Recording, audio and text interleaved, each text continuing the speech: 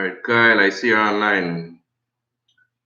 Check the YouTube link again. It should be able to get you now. Going on talking.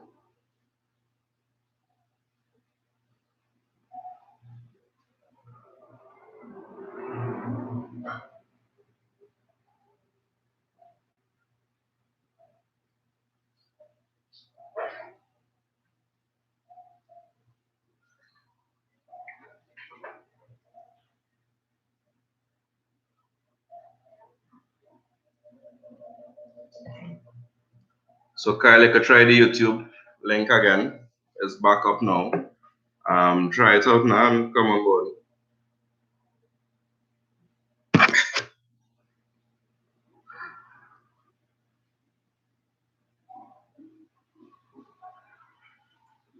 ¿Qué tal, amigo?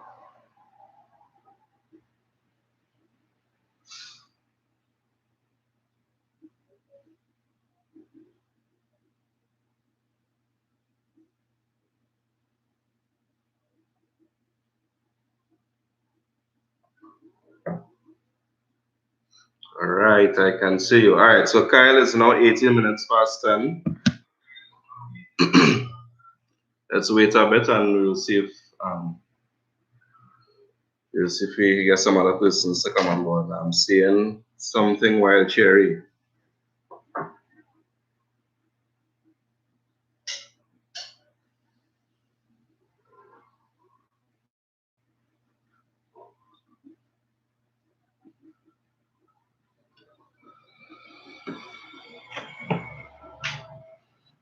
When you got a chance to film, right?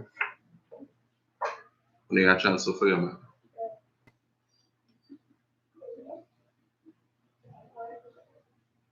Message. All right, Cassie Medina, welcome. So just give my idea how many persons actually doing Cape Unit 1. I know some persons just supporting. Come on board to take a look. And for the persons that are actually studying right now, Kyle is one of them that are doing Cape Unit 1. So let me know who else. Whoa, I know what kind of was the picture? Alright, what is seen in the YouTube video, not so much the Instagram live.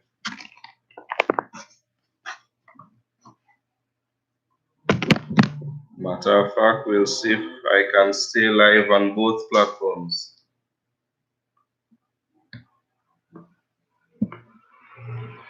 Here.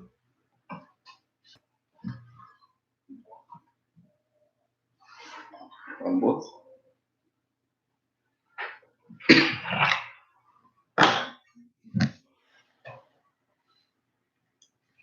Okay. So Kyle is there. Who else is on the YouTube live?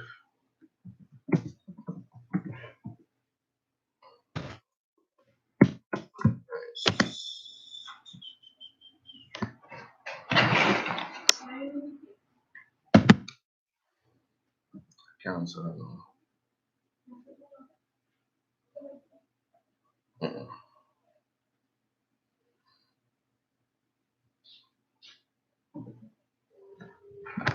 I'm writing the exam. Nice.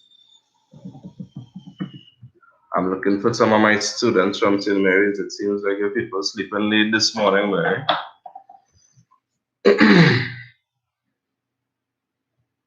So we're just waiting a bit. We're starting a bit late just to give persons the opportunity to come on. Yeah, so by past, I will start officially. In the meantime, while we're waiting on persons before we go into the actual content, what I wanted to start by doing is looking at the structure of the exam. I don't want to take it for granted that persons know the structure of the exam already, so I want to make sure that we understand what is required of us. That is one thing. Two, most importantly, this actually should have been mentioned first. Right, so when we doing literature so much, when we doing literature, we wouldn't have the time to go through the literature or the listening paper as well. I could suggest stuff for us to look at, to listen to, that would help. And I could suggest as well different things that we could do to build our listening competency. But the actual content of the exam itself, yeah, definitely we have a lot of stuff to go through with that. We have a lot of detail to go through with that. So I'm seeing a third person on the YouTube stream, and the person seems to be hiding. 4. So we starting to get some more persons. You'll drop a line now, say hi. I don't know who's there.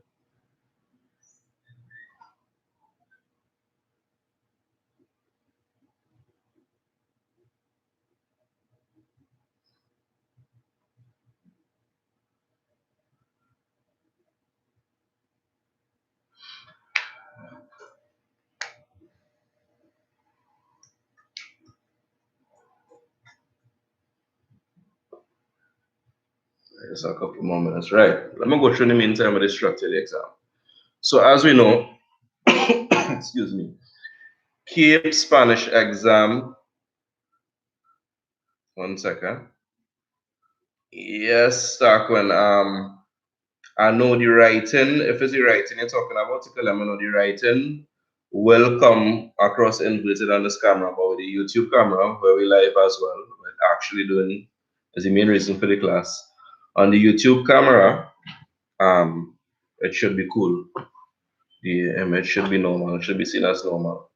But it will be inverted, the image will be inverted on the board through the Instagram camera. Go on my bio on the quintessential page and have a look at the YouTube link and let me know if you're seeing it the same way there or if it's different now. And y'all can let me know too. I've seen some Queenie 161. What's going on?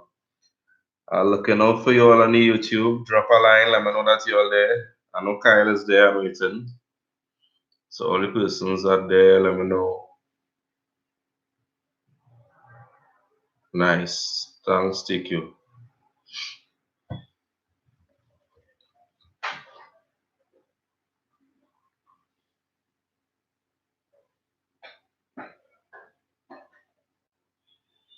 Yeah, so as I was saying, so the exam is made up of what we consider 4 papers or 3 papers and an internal assessment, yeah?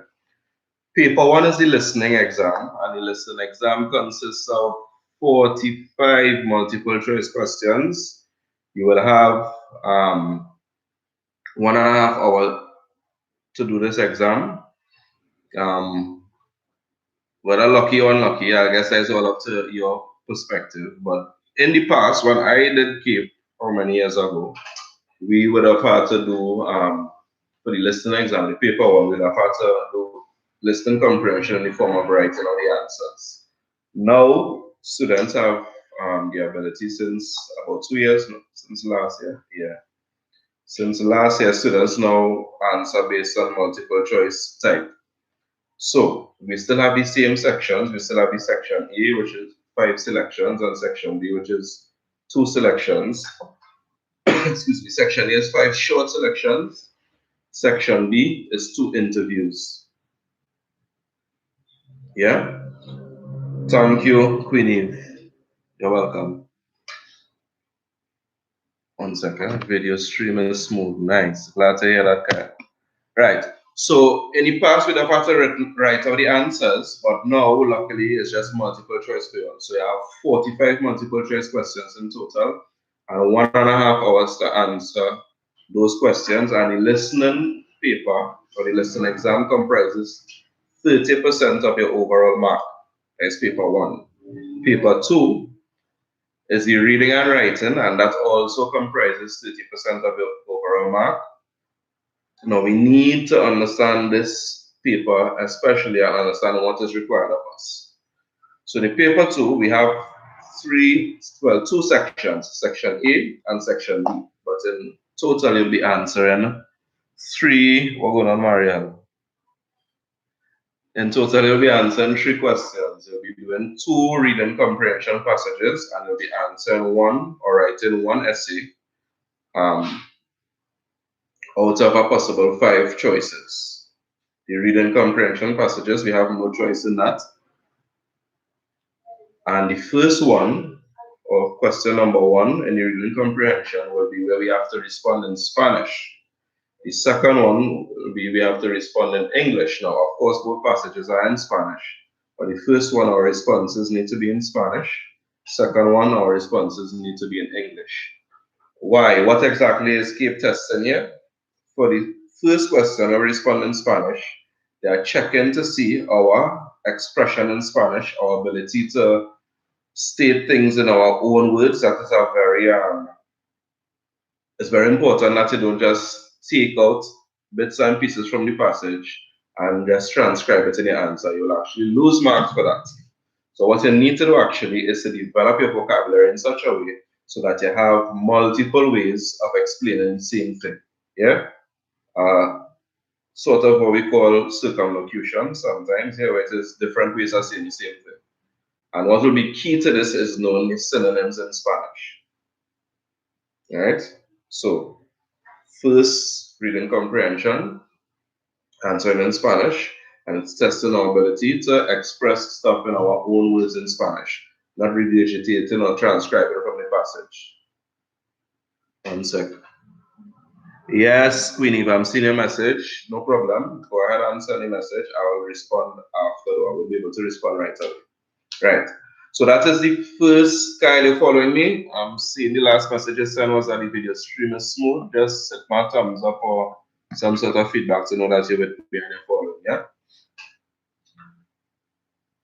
First reading comprehension answers in Spanish in our own words. Usually, and I almost forgot this, but usually the last question in that section asks for us to give a solution. So say for instance, if the topic is the environment, all the questions except the last one will be asking us to answer based on information that was in the passage. Usually the last question will ask us our own personal opinion to test and see that we understand and that we have knowledge of the specific topic. So say for instance, if it's on forest fires in Australia, let's say we have a passage from a newspaper about forest fires in Australia and the impact on the environment. So all the questions will be on that specific thing and the information they gave specifically in the passage, but the last question would be something to the effect as, what do you think we can do to stop destruction of the environment?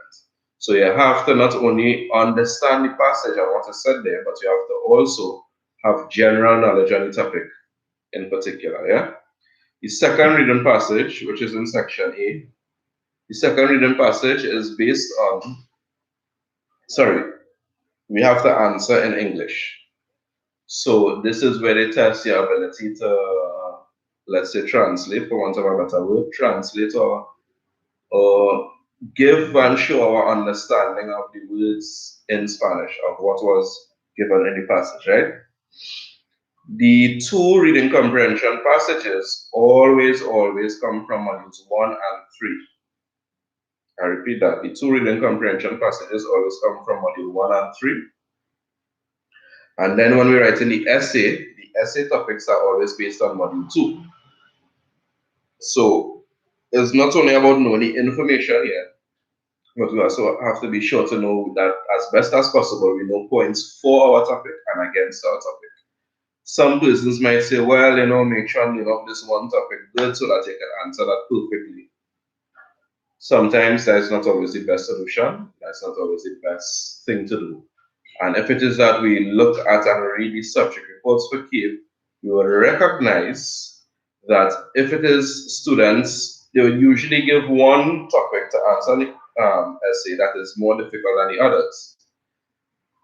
When students show the ability to attempt this and attempt it successfully, you receive recognition for that. I don't want to say that CAPE or CXC gives away the marks, but when students do this, which is attempt one of the harder topics and do so successfully, you receive recognition for that. But the most important thing is understanding what the question is answering, was asking, and answering correctly or appropriately. more than correctly, appropriately, and then after making sure that we use advanced, or we show that we are advanced in our use of the language. Yeah. What is the time now? It is now 10:31. Let me speed up so that I can start with the lesson for today. Paper 3, literary analysis and themes, or the literature paper, as they say. And this is made up of two sections, section A and B. Section A, we have to do is testing our literary analysis, and we'll have some excerpts from one of the short stories or books, whichever ones you have prepared at school. And then section B is thematic expression, where you write an essay based on some main theme in the book or the novel or the short stories, the play, etc., that you would have done. So 30 marks for paper 1, 30 marks for paper 2, 20 marks for the literature, or 20% of your overall mark is the literature.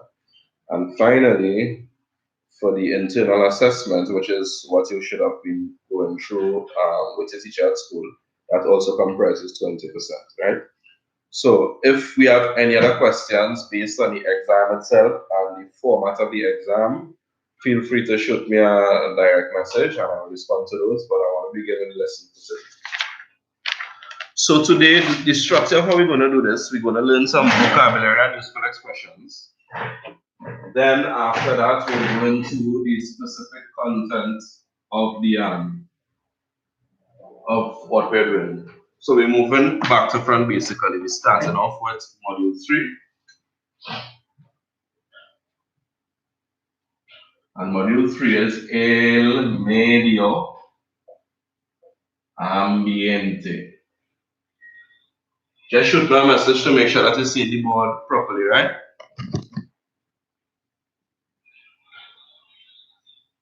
Okay, Kyle, I see a question. I am send a question to me on Instagram as well, and I will get that information for you. It's actually in the syllabus, and I forget it, but not right now, yeah. So we started off with module 3, el medio ambiente, and as we should know by now, el medio ambiente means the environment. And we specifically have to deal with two aspects, or we specifically look at this theme from two aspects. One is preservation of the environment, and one is destruction of the environment. How is it in the world at large? How is it, or what is done to cause destruction of the environment? And what is done for us to preserve the environment, preserve our natural environment? So what I did, I picked out some vocabulary and key phrases that I believe we should know and that will help us, especially at this level and for this specific theme. So we have a nice long list here, so I'm going to write and we'll stop in between just to discuss. So first and foremost, a synonym for this, el medio ambiente, we can also say el entorno or simply el ambiente.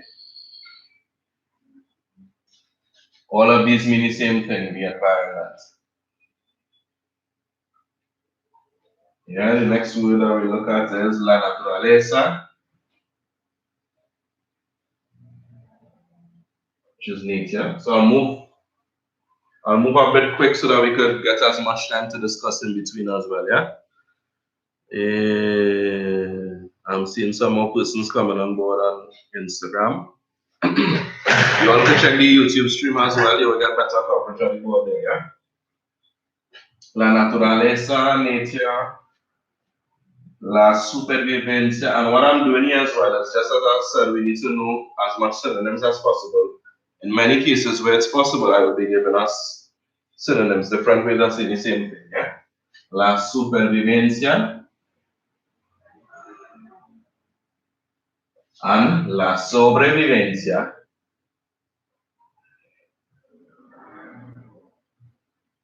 Ellos significan survival. Significan la misma cosa. O sea, son sinónimos. También tenemos los recursos naturales.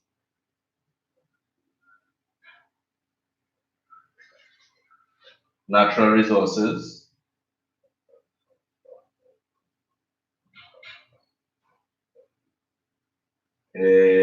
Agotar. Agotar es un verbo que significa to exhaust or use up. Entonces, agotan los recursos naturales o están agotando los recursos naturales en el mundo hoy en día. So, they are being used up, the natural resources in the world nowadays. Just to give you an example how to be used in a sentence, yeah? El petróleo. O también se puede decir, can also say, el crudo. El petróleo can mean petroleum, as in oil, as we know. It could also mean crude oil.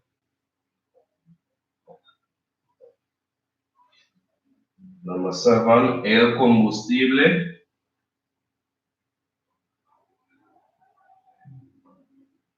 O fuel.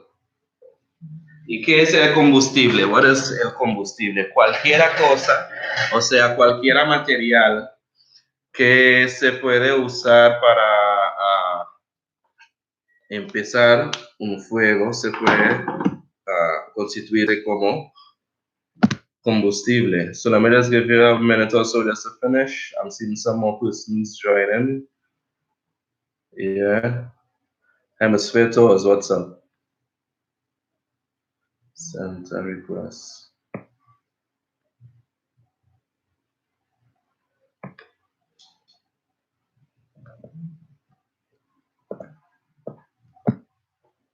All right. What does that consist? Okay. Oh, sorry. I think I pressed the wrong thing. I'm gonna cancel, right? Hello, you're in Form 6? Yeah, I am, and I'm low 6. Nice. So, sorry to put you on the spot like that with your fancy plots. Right? So you could just join in the live and we'll take it from there. I see like you have somebody there with you as well. So I'm gonna press cancel now though. Okay. Who is this? Oh, I can't say more because Declare? My head? Just like it looks backwards there. Alright, you need to go on my link, the YouTube link in the bio, and you would see the YouTube page. You could look at it from the live stream, it will be normal there. Okay. Yeah? Todo bien, profesor. Okay. Nice. Let me see if there's anybody else that wants requesting to join.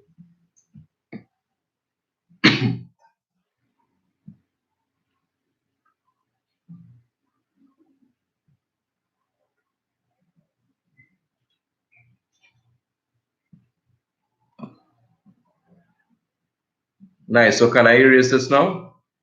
Yeah? Alright. Not like I can hear all you, but I'm going ahead. No, cancel. Yeah, so you could always, if you're missing out anything, let me know after, or you could just check the video on YouTube as well.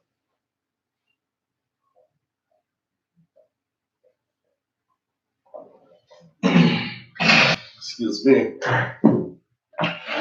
Nice. We reach el combustible, which is any material that can cause fire, wood, cotton, clothes, that sort of stuff, yeah?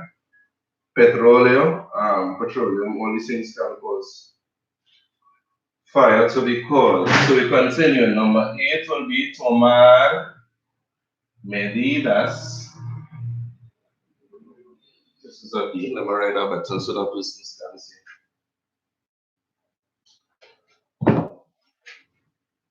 Medidas. Tomar medidas will be to take measures. Moving quickly. Una política o la política means a policy, not to be mistaken when it's used in a general sense. When we say la politica in a general sense can mean politics, as in the general thing that we know as politics, yeah, UNCP and that kind of thing, yeah, Democrats, Republicans. So la politica can mean politics, but in a general sense, but una politica is a policy, but it's a government policy, whatever type of policy. Everybody with me? Okay, I'm seeing Cassandra now.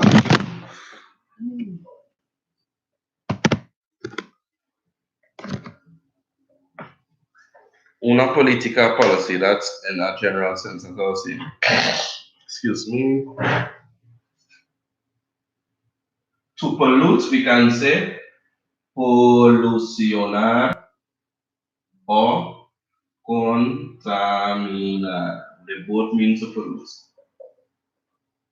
So it's important when we see these so that if we get them in a reading passage, we don't get tied up and say, hey, I don't know that word, and it throws up our meaning of the whole passage. No. That's why we need to know the synonyms, because Cape will do that sort of stuff to us. They will give us passages where the language is what we call upscale. Yeah, Cassie Medina, hi. La contaminación, similarly, la contaminación o la polución, as the name looks, is pollution. And this in particular is what we call a cognate or a friend, which is two words that look similar in two languages and they actually do mean the same thing. And then finally, los recursos renovables. Well, not finally, but we have some more to go. Los recursos renovables. Plural. Excuse me.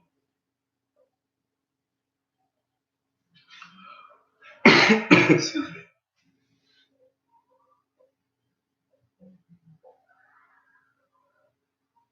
Renewable resources. So take about 2 minutes again. I know my back is still part of the time. Forgive me for that. But take about 2 minutes to write on that, and then we move on with some more phrases.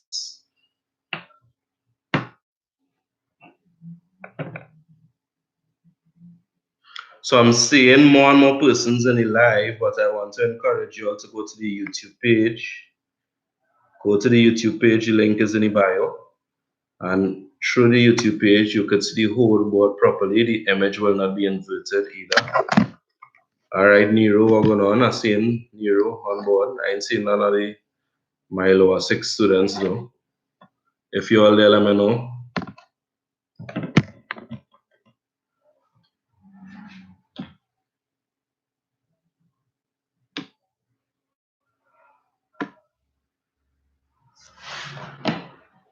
So I've seen some persons that are now repeating as well. Now come on, they're repeating the unit 1, but they're actually writing unit 2 right now. So just to let you know, I haven't forgotten the other. We will be going through the unit 2 as well during this week. Yeah. So today we do module 3 only. I'm not going to rush it down within 2 days as I thought initially. Yeah. So we'll do 1 per day. On Wednesday, I may double up. I still have to make that decision between doubling up on Wednesday or if going on to Saturday. So to take 3 days for unit 1, 3 days for unit 2. And I want to go through the key vocabulary, that sort of stuff. Go through the points for each section and look at some grammatical structures inside of there as well. That would help us. Right, so 2 minutes is up, so we continue. So some more phrases to look at. Let's try and piece up here as well so that I have more space.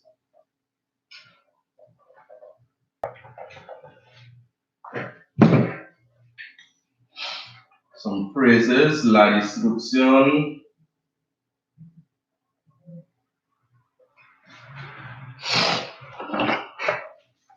de la capa de ozono.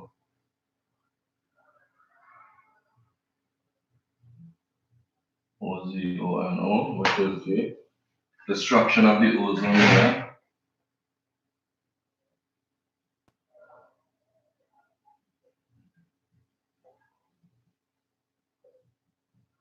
I hope my handwriting is legible enough for you.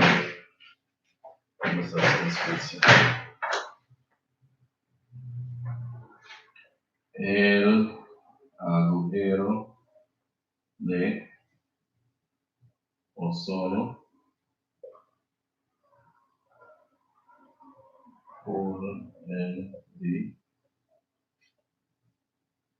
ozone layer.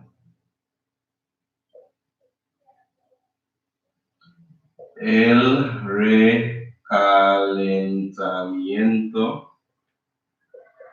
global, global warming.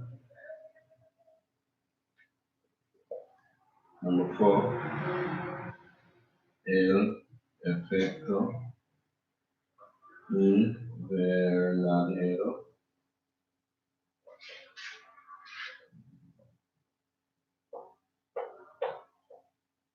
Greenhouse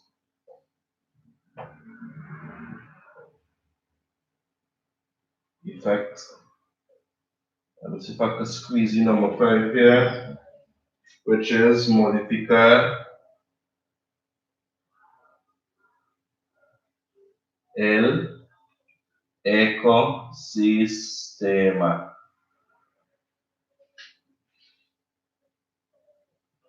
Modify the ecosystem.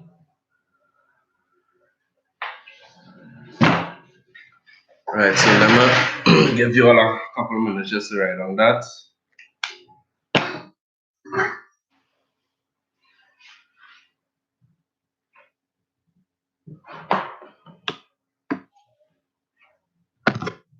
If you have any other questions, feel free to ask as best as I could answer here as well.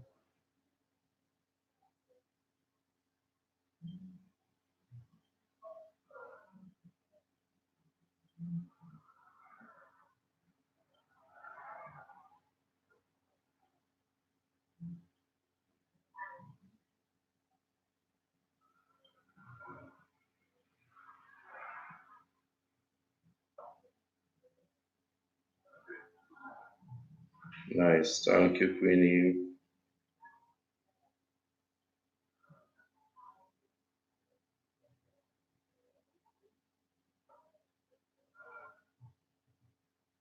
Oh, I ended the live chat.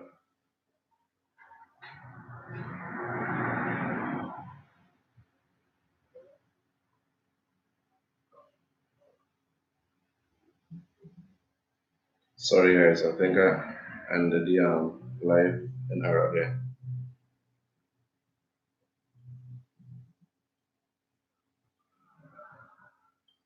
Right, so we're continuing. I've seen some persons on the YouTube as well, which is more important because you can see the board currently there.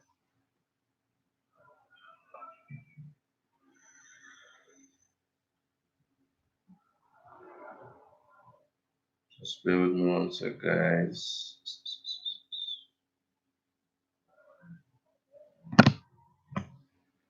Nice. So you all come back online on the Instagram as well. Look at that boat running. So, where are we? So just to take a quick look at it now, you know, since these phrases are a bit longer, not the one with phrases as we have seen before, yeah? La destrucción de la capa de ozono, destruction of the ozone layer, and if you ask how to say ozone layer, la capa de ozono, these are all terms and phrases that we should know, especially for this topic that we're doing, topic of the environment. El agujero de ozono, hole in the ozone layer, el recalentamiento global, global warming. I understand some of these we would have known before, but as I said, it's a crash course, it's a revision. So the main and most important words I took the time and I chose for you, right? El efecto invernadero, greenhouse effect, and modificar el ecosistema, modify the ecosystem. Somebody in the Facebook, especially, if you can message and just let us know what exactly this term, el efecto invernadero, greenhouse effect. What exactly is the greenhouse effect? What do we mean when we say greenhouse effect? What are the consequences? What is produced by the greenhouse effect? So just that to make sure that we're on the same page, let us see el recalentamiento global and which is global warming and el efecto invernadero. It's up to you whether in English or Spanish you want to write. But let me just see, make sure that we're on the same page. I can explain it first. If you think we need an explanation, message me Facebook, not Facebook, sorry, the YouTube live, and let me know if it is in need an explanation. But if it is you know already, let me see how much knowledge we have. Let me see that we're on the same page. What exactly is el recalentamiento global? What exactly is global warming? And what exactly is el efecto invernadero? What do these two terms mean? These are things that we especially need to know. Yeah, so look out for your message on the YouTube live. We move on already. So with some more phrases that we need to know for this topic.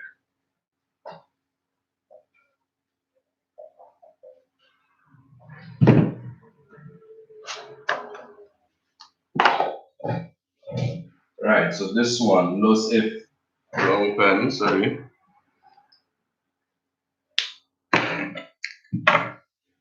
Los efectos nocivos, which means harmful effects.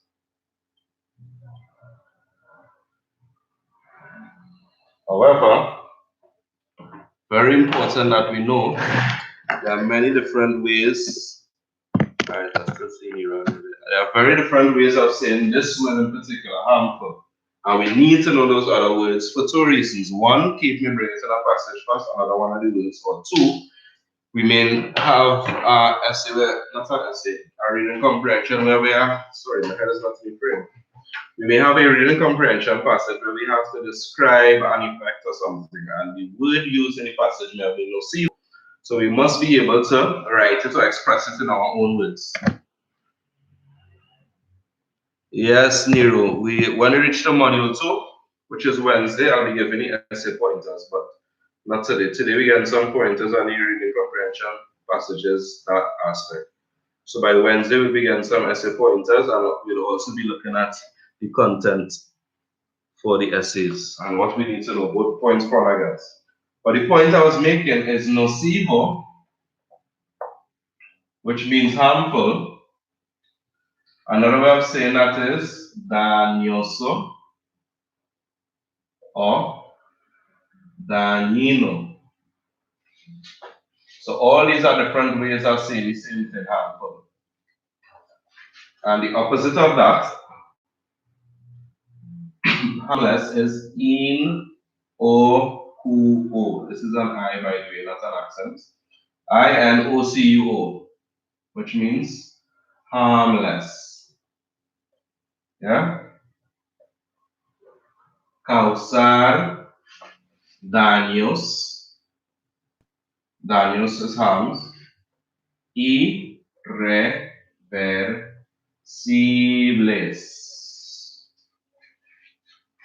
And this means, I must turn this side, sorry, to cause irreversible harm or effects, as in damage. Next, un planeta moribundo, a dying planet.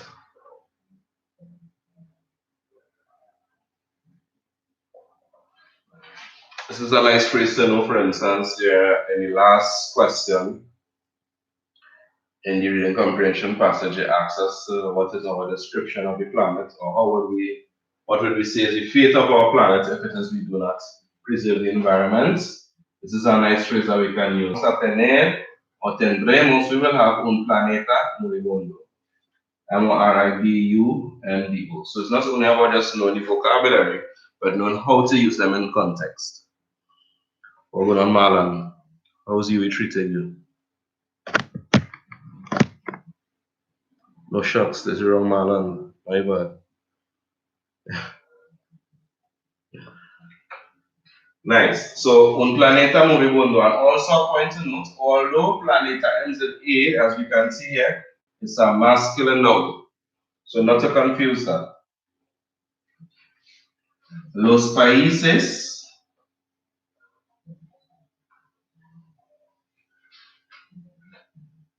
en vías de desarrollo, or, well, not third world, but developing countries.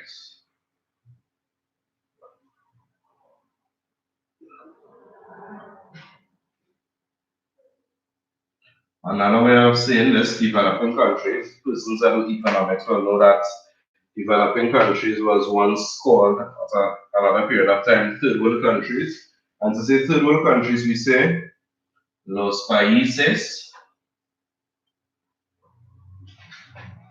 del tercer mundo.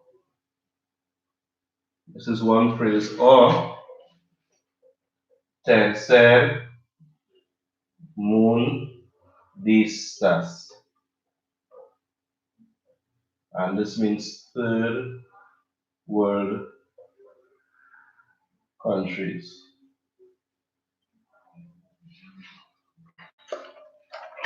Let me repeat that point because I ran out of board a bit there. The point I was making, los países en vías de desarrollo, which means developing countries, yeah? Persons that would have studied econ know that there was a point in time where we didn't use that specific phrase of developing countries. However, the term would have been third world countries. And to say third world countries, there are two ways. We can either say los países del tercer mundo, countries of the third world, or los países tercer, tercermundistas, tercermundistas. Los países tercermundistas, yeah? And we know the word via means like way. So countries on the way towards development is what that phrase means or wants to say. Some of the other phrases we see there, we saw the point with el planeta, all with ends in A. It's a masculine noun, so not to get tied up there. And also daños. In this instance, daño by itself means harm, but in that phrase we see what it means to cause irreversible effects. Effects meaning negative effects or harm. Yeah.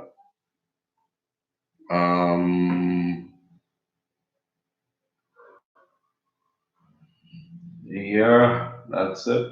So just take a couple minutes again and finish taking on that before we move on to some more vocabulary. Don't worry, this class is not strictly vocabulary alone. We have some other stuff to do.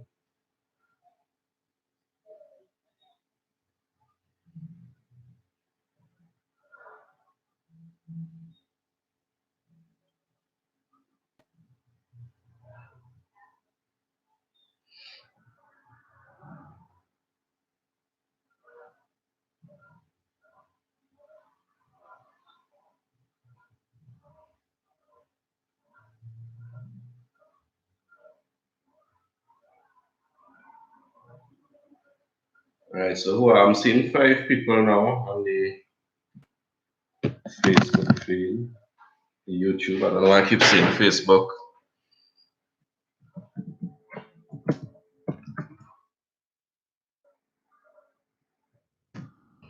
Anyone from CIC? Who are the other persons? So just get an idea who are the persons live with me on YouTube.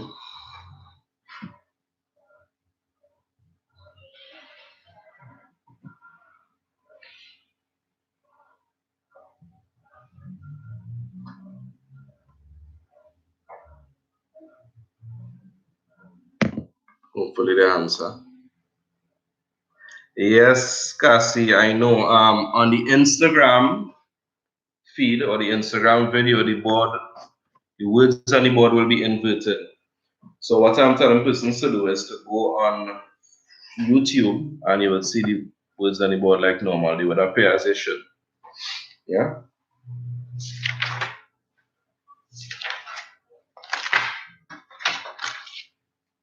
So we have a lot of cover still. Give me a thumbs up, Cassie, once it is the same. You're able to see the board normal again. Yeah. Lakeisha Thompson. Okay, hi Lakeisha. Are you in school still, Lakeisha, or is it that you finish? You did Cape already, or you never did Cape? What level are you at?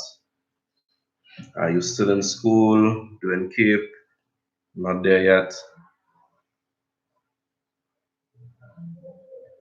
Or is it same, basically? Right, so I think there's enough time. While I wait on your response, Lakeisha, I think everybody should have written down this Bible there. And don't forget the points that you made as well.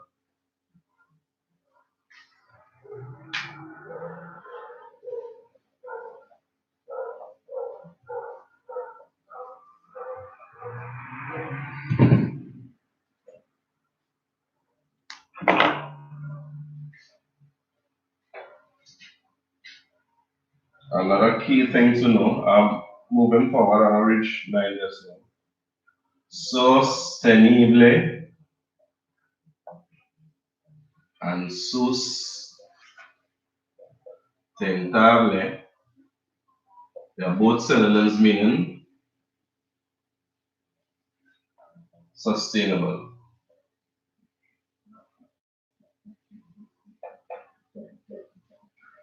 We also have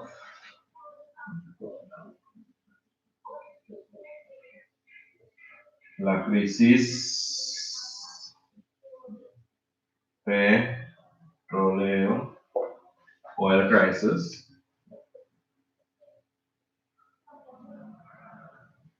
As we are seeing happening now with everything that is going on with coronavirus, oil prices have taken a sharp fall. Where am I? El barril de petróleo. El barril. This barril here is like any type of barrel, but it's used especially with oil, like the oil barrel. El barril de petróleo. Oil barrel, as we say, X amount of barrels of oil produced by a country. That's all that stuff.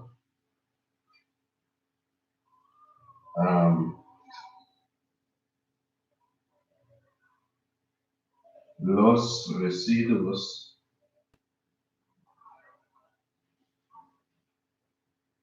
radioactivos, radioactive waste.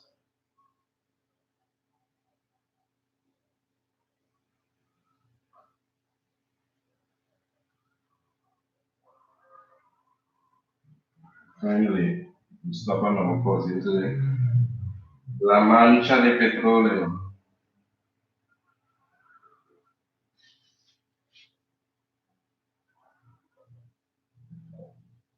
Which is an oil slick. SLICK and oil slick. There's the last word there.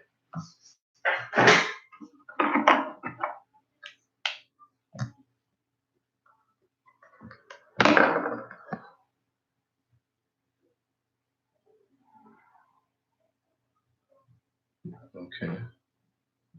Don't worry, join us. And any questions you have, Lakeisha, you can follow the page on Facebook if you're not already following. And feel free to ask any questions. No need to be upset. If there's any information you thought you may have missed, you can let me know.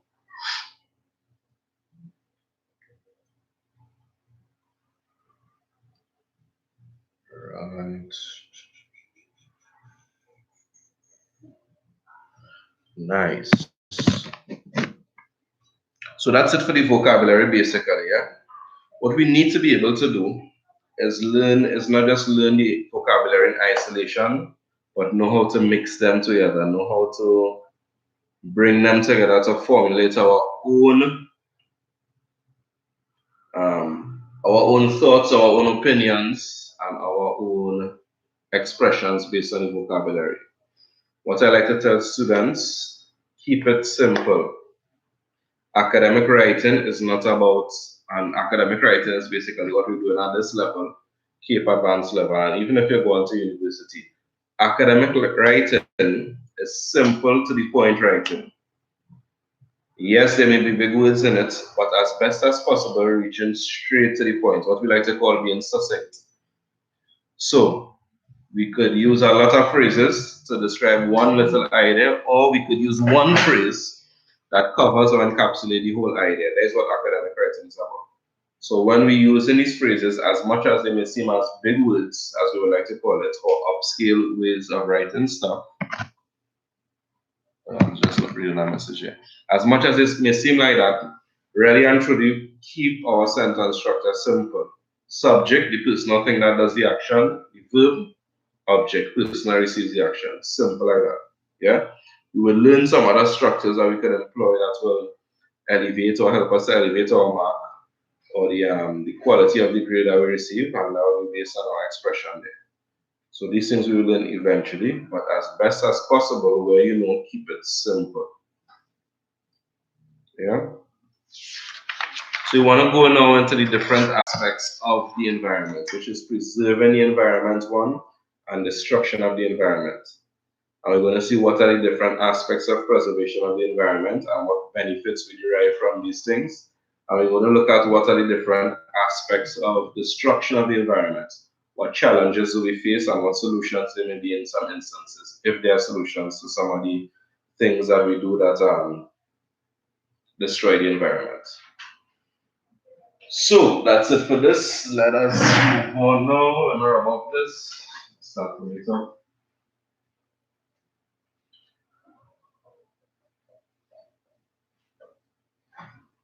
So the first thing we want to look at is preservation of the environment. So what does that mean? How do we preserve our environment?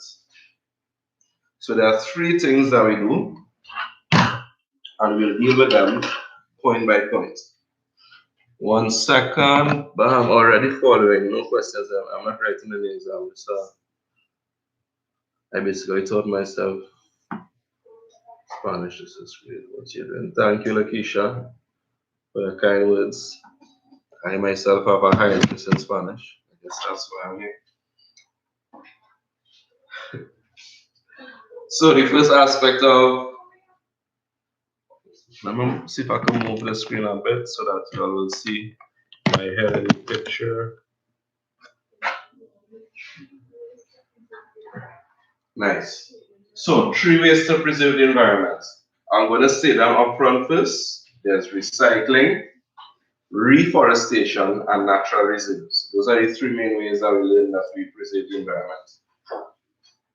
Excuse me, I repeat. Recycling or el reciclaje. I got my handwriting, sorry, but el reciclaje. A synonym for el reciclaje is el reciclado. So we need to know these things, as I said, one-on-one ways of expressing the same thing. This is point 1. Point 2, the second way we preserve the environment is reforestation, or basically planting of trees. And the third way is por las reservas naturales. So we're going to see what are the benefits and the challenges that we face in each one of these things. That's what we need to figure out. Yeah. So write down the first before we get into the meat of the topic.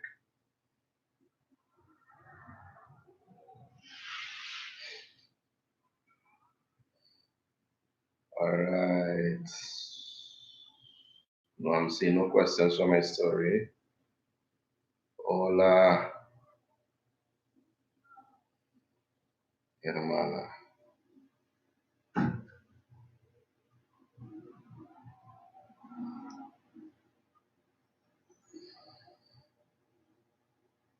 Right, so I'm seeing some more persons joining. Hi, Mirella. For the students in particular, I want to encourage you all to go onto Facebook. Sorry, I keep saying Facebook. I want to encourage you all to go onto YouTube. There's a link in the bio. Go onto the YouTube page and you will get all the information. You will get the live stream there where the board will be writing on the board will not be inverted. Yeah? So feel free to do that. We're on YouTube as well. Visit us via the live stream. I was planning to write on this as well, but I changed my mind on this little board here. So we keep into this board. Don't worry, guys. I know the stuff that we're using a bit small right now, but all that will change in the very near future. So, to the topic at hand, let's look at each one individually. As I said, the benefits and all that. So we begin with el reciclaje or recycling. A synonym for el reciclaje is el reciclado. And many of us, from since we were young, we heard about recycling. The most popular way we recycle is how we go to massive stores, high-low. We get our groceries in a plastic bag, and when we finish with those, we use it again as a garbage bag. So there's one example, a common example of recycling that we may know of already. But let us see, desde el punto de vista, pues, del mundo hispano, from the Spanish-speaking world, y desde el punto de vista, excuse me if I sound a bit nasal, I do not have coronavirus, but I have a cold, a common cold that was coming on, but I'm fighting with some vitamin C and stuff. Yeah? So let us see, de qué se trata? What does it deal about, or what are they speaking about when we're talking about preservación del ambiente, preservation of the environment, y particularmente el reciclado or el reciclaje, particularly recycling. So, first and foremost, a definition, then we look at some of the benefits. El reciclaje o el reciclado, el verbo aquí es reciclar. So, reciclar, to recycle, es un método, a method, o acción, o action, de dar una nueva vida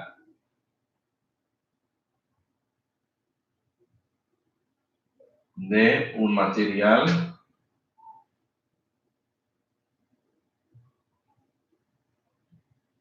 of a material que, excuse me, ayuda a reducir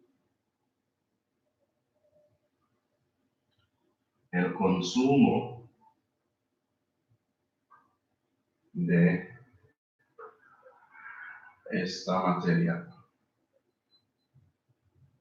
So, reciclar, ¿qué significa? ¿Qué tiene que ver con esa palabra o ese fenómeno que nombramos reciclar?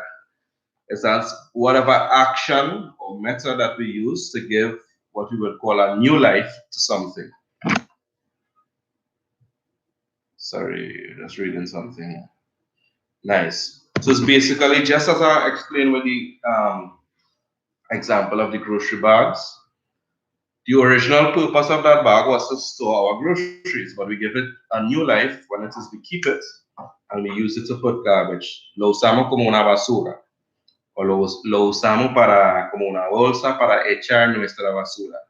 So we use it as a bag to discard of our garbage, yeah? We know echar la basura, botar la basura. Those would have been phrases and words that we should have learned, or we would have learned, I would like to say, at CXC level. Right? When we're talking about chores, that sort of stuff. So, the method or the action of giving a new life to something. So, what are some of the benefits of this? Three main benefits we can find. One is la reducción de gases de efecto invernadero, the reduction of greenhouse gases. Preservar los recursos naturales también, right? So we preserve our natural resources. Y finalmente o últimamente, menos daño al medio ambiente. So we're going to write 3 points on the board, but let's discuss them a bit before we even do that. So I'm going to repeat. Reducción de gases de efecto invernadero, preservar recursos y menos daño al medio ambiente. Those 3 points we have there. So let me read something here for us. Ozone layer, okay? Es la capa de la atmósfera del planeta que impide los rayos ultravioletos entrar en la Tierra. Esos rayos son dañinos ya que calientan la planeta, provocan el recalentamiento global. Okay. So the greenhouse, this is basically a description that I got for what exactly greenhouse, what's the phrase we use? Sorry, yeah. Bear with me. Right, for the greenhouse effect. Excuse me.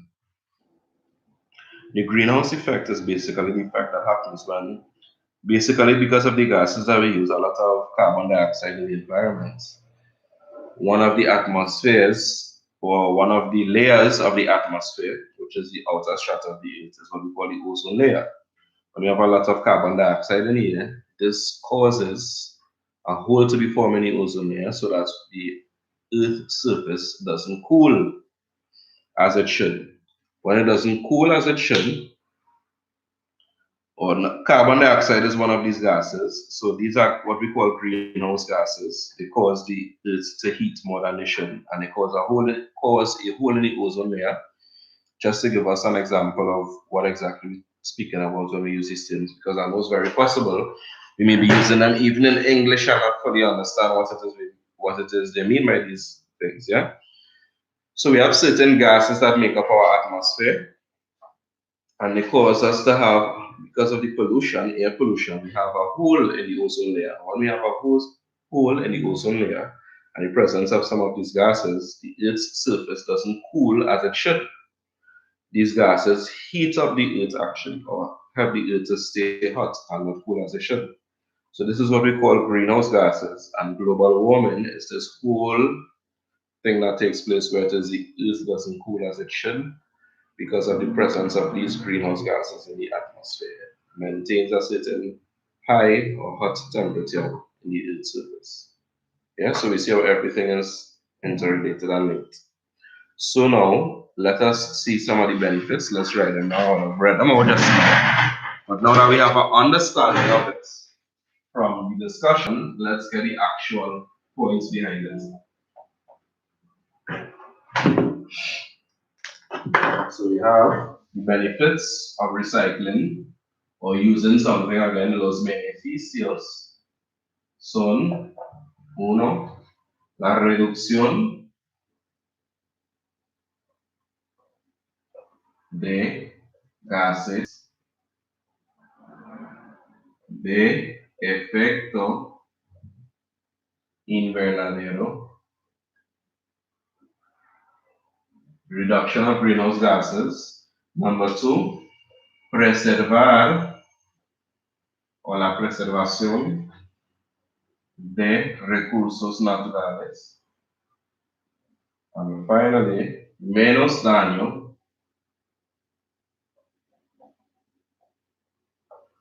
al ambiente, less damage to the environment. How is this caused? La reducción de gases de efecto invernadero.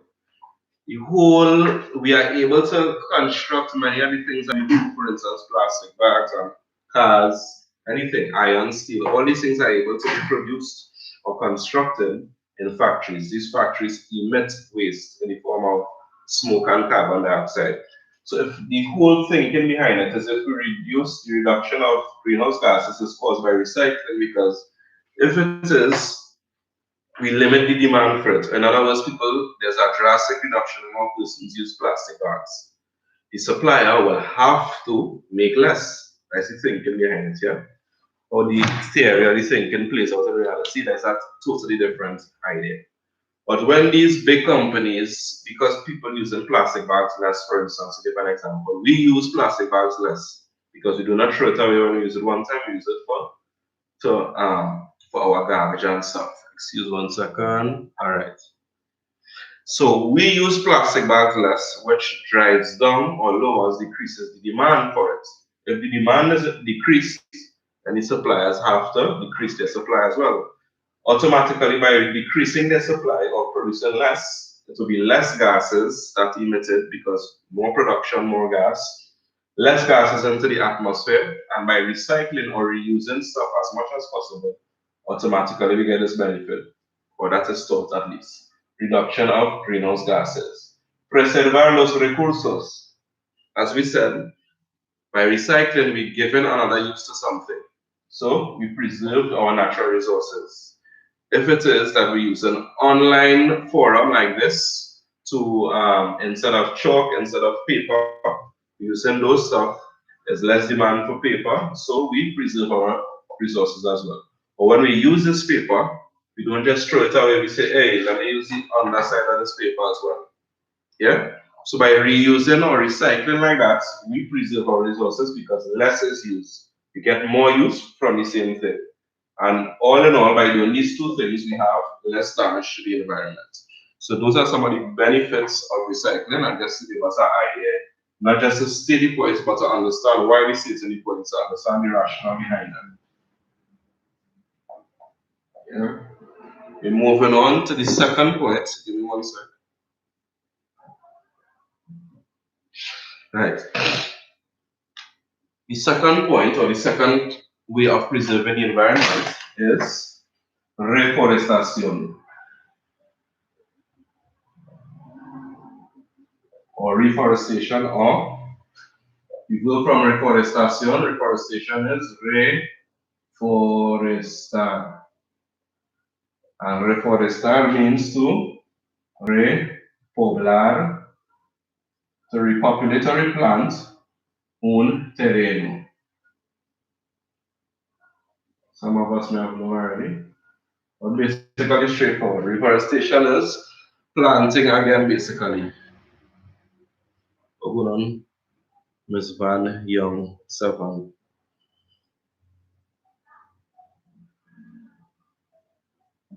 Nice, I've seen everybody following. Right. So, replanting basically. And a quick definition for that is volver a sembrar o cultivar una superficie,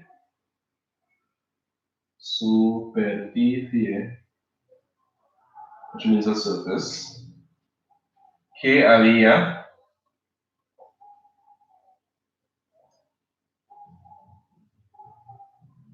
perdido su foresta.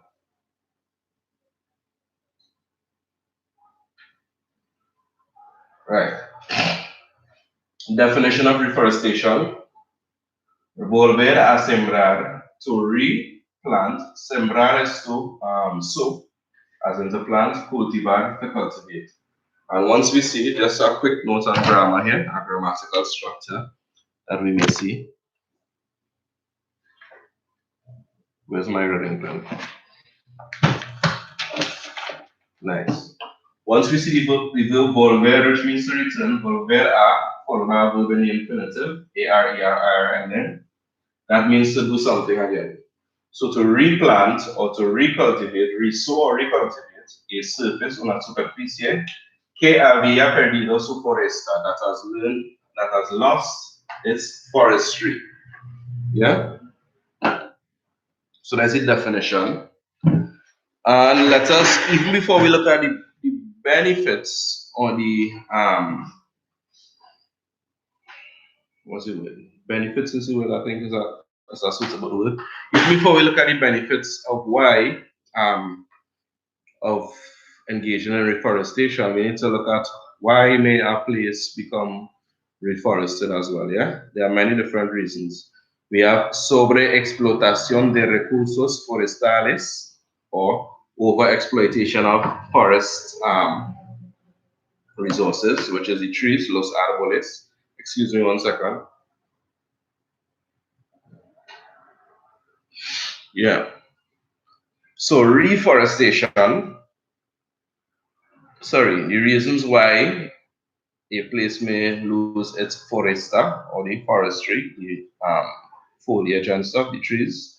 Sobreexplotación de recursos forestales or overexploitation of forest, of its trees and stuff. For instance, companies that make paper, they will cut down a lot of trees many times. And in the process of cutting down all these trees, that is when we lose the forestry. That's what the word I'm looking for. Also, un incendio is a fire, and we saw the case of that in Australia recently. Una sequía, a flood.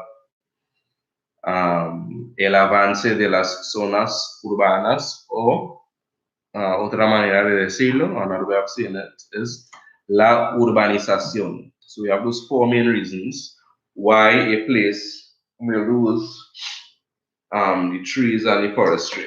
So let's just take a quick look at those reasons before we even go to the benefits of reforestation.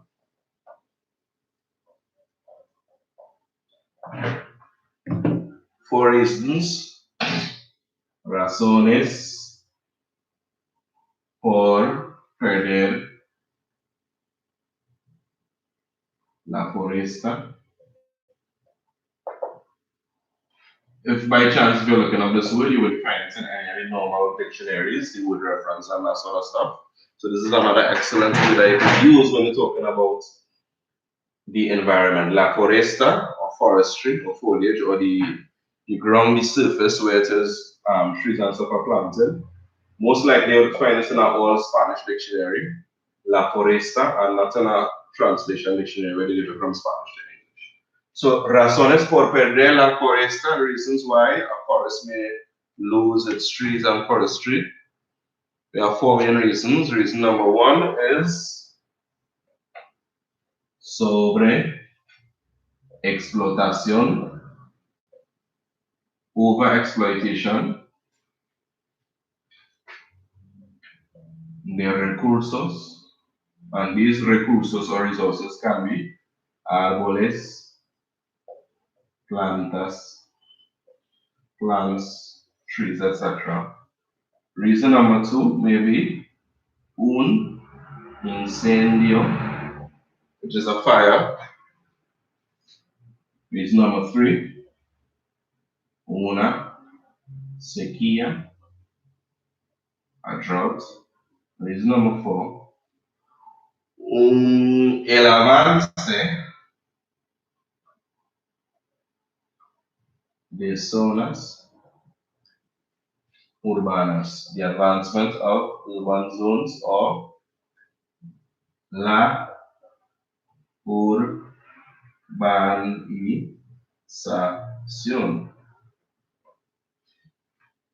So just to give you a quick example, story time. So where I'm from originally, in Arima, behind my house, growing up as a child, that would have been what we call cleaver woods, yeah? So this is in reference to the last example, la urbanización. Nowadays, there's a whole housing development, a gated community, sorry, to that same area, that part of Cleaver Woods. So the process of creating that gated community is what we call la urbanización, or urbanization. That's to clear down all the trees, all the plants, etc., all the wildlife that would have had to leave and move from that area. And the process of doing that would have caused deforestation. Yeah?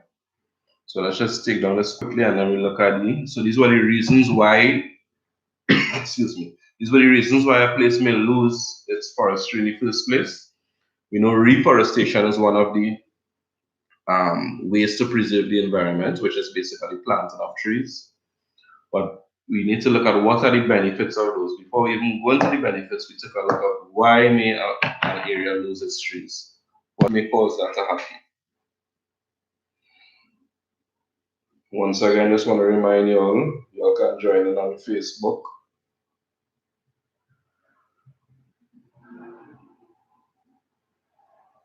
One second.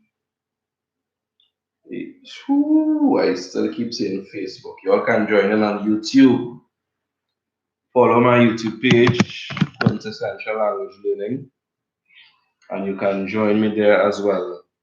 I need a charger for my phone. Just give me one second.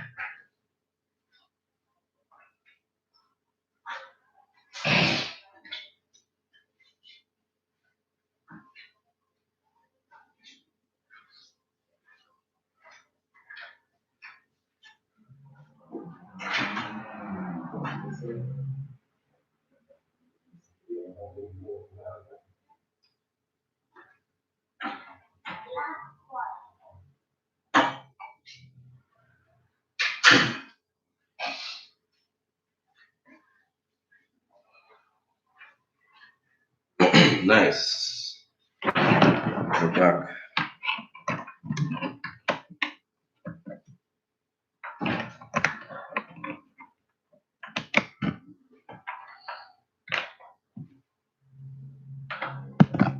So for all, I'm seeing a lot of new people, or at least some names I don't know offhand, that are joining the chat. Before we continue, make sure I give them a proper coronavirus face clean. So for the new people, Caleb, what going on? I'm seeing one of my students as well joining. So for the new people, make sure and like, follow the page, tag your friends, let them know to follow. We'll be doing this whole week. Persons that are studying Cape.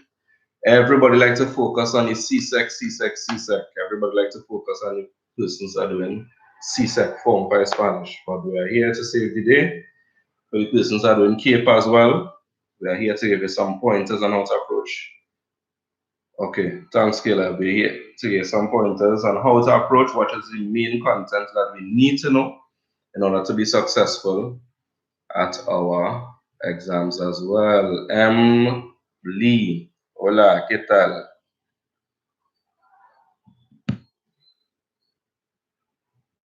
Don't forget the link to the YouTube live stream is in the bio on my Instagram page as well, so be sure to join us there.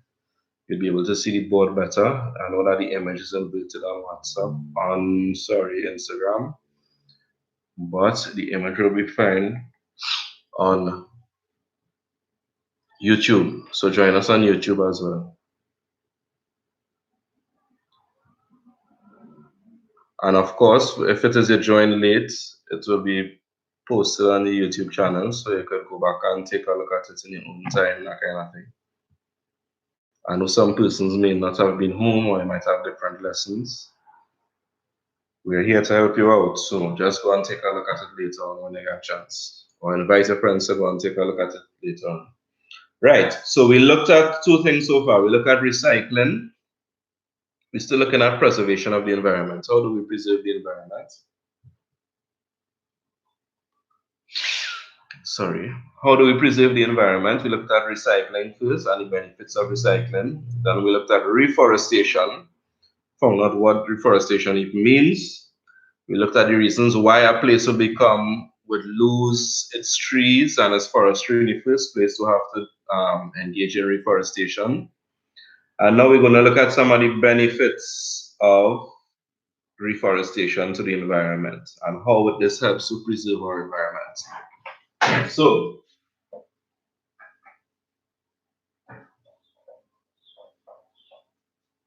benefits of reforestation, o en español diríamos, you would say in Spanish, los beneficios de reforestación. Los beneficios incluyen libera oxígeno, oxygenized OXI, excuse my words, OXIGENO, libera oxígeno. This may look like liberate or releases is the correct meaning. It releases oxygen. Absorbe. dióxido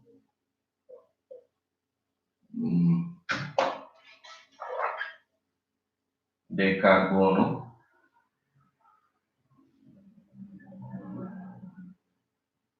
protección del suelo de las consecuencias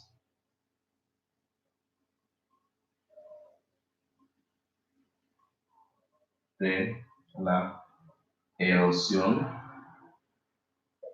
o sea, la inundación.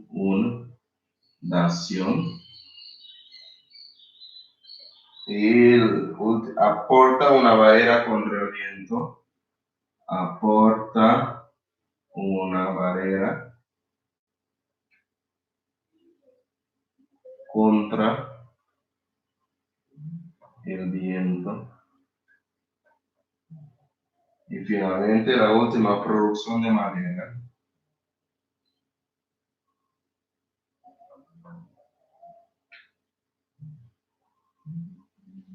Nice. So, no killer, the board and flip. If you're watching it on Instagram, the image will be inverted or turn the other way, yeah? So you need to go on YouTube and look at the link on YouTube as well. And there you will see the image properly. The board will be even larger. I'm gonna pull for it, anything. Yeah, so Caleb, go on YouTube and you should be able to see the board properly. And anybody else? So let's look at each one. Benefits of reforestation or the planting or replanting of trees.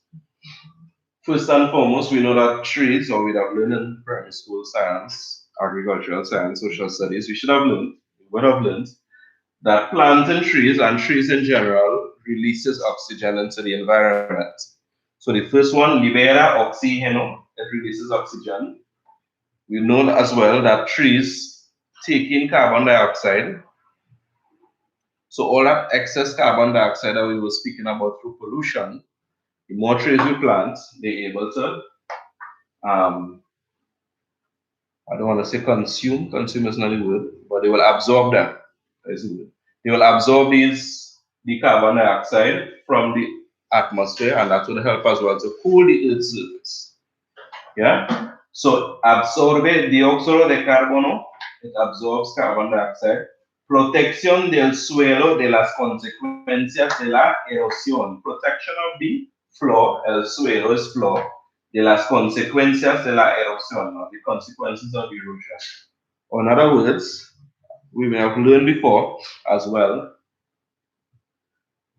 that when it is we have trees, there's less likely that we'll have flood. So like inundation, which is flooding or flood, when it is we have trees, there isn't erosion and water spill off on the surface, but the trees will soak up the water and the roots and stuff will soak up the water to help the trees to grow. So reforestation helps this as well, which is another consequence of deforestation, cutting down all the trees. Aporta una barrera contra el viento. So trees will help as well, any rough or violent winds that we may have. It helps to, it works as a barrier to stop some of that extra breeze and stuff. And finally, la producción de madera, production of madera or wood. Now, as we would have learned before, this is not to be overexploited. Fortunately or unfortunately, we need wood for stuff like paper that we write on, all of that.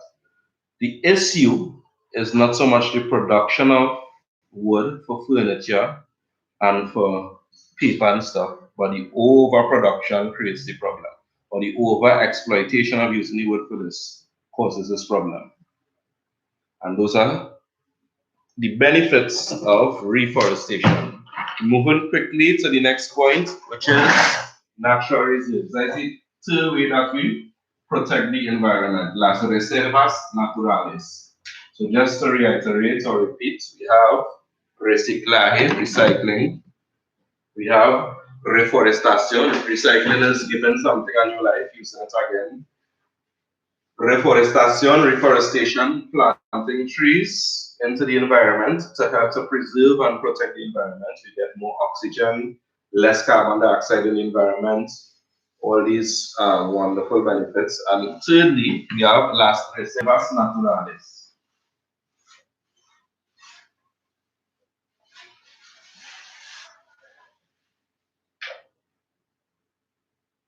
Natural reserves. What is a natural reserve?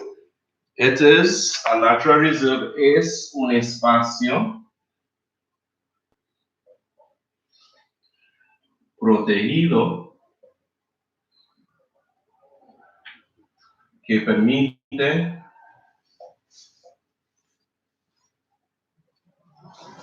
la preservación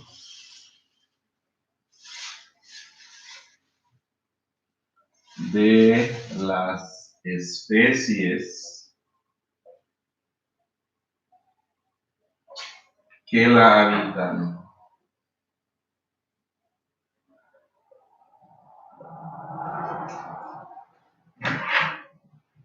Okay. So natural reserves are protected space that permite la preservación, allows the preservation de las especies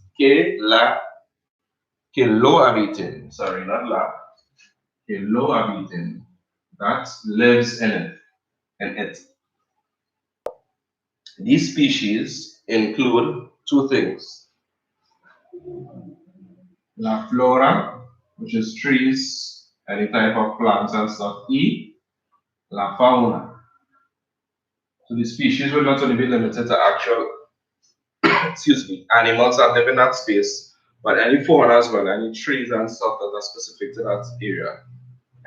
So we have examples of this in Costa Rica, especially. Costa Rica is one of those homes in the place, in one of those countries in the world where where they have special laws that protect the environment, and they have a lot of natural reserves that protect that area as well. Kevin and Silvix, what's up? 1 second, guys. Nice. So, what is so special about these? Can I think I could erase this now, yeah? While I'm speaking, I'm guessing you're listening on it as well. If anybody needs to get it, they missing it, of course, just DM me, or you can check the YouTube page after to get the information. So, ¿por qué las reservas naturales o cómo lo describía? How would we describe it? Natural reserves, as we say, protected space. And what is special about them is that las reservas naturales tienen, they have protección ante la ley, protection before the law of a country, y las políticas, policies, not politics as we saw before, or we saw las políticas before. So we need to know which one of is politics or policy. We need to look at the context of the sentence. So natural reserves have protection before the law, and las políticas gubernamentales and government policies gubernamentales. So this is the adjective meaning governmental. Contra su explotación comercial,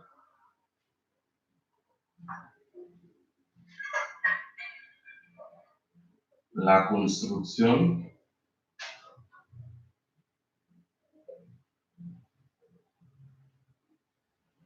de estructuras y otras acciones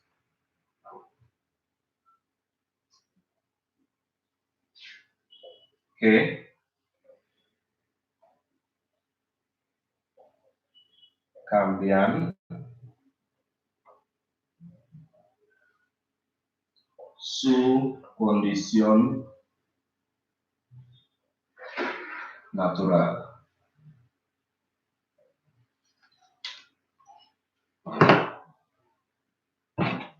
Yeah, I'm seeing some more new faces joining. Don't forget to go like the page on Instagram if it is where some of the older folks as well. You can go and like it on Facebook. Time and again, my students remind me that Facebook is for old people. Apparently, I'm old people. So yeah, so if it is you're one of those old people like myself, I don't know how. Go like the page on Facebook as well. We're on Instagram, we're on Facebook, we're on YouTube. 1 second.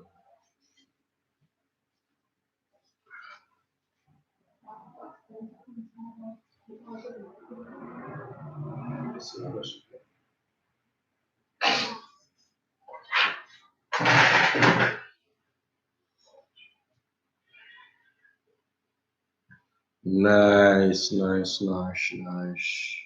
All right, I see the numbers slowly going up on YouTube as well.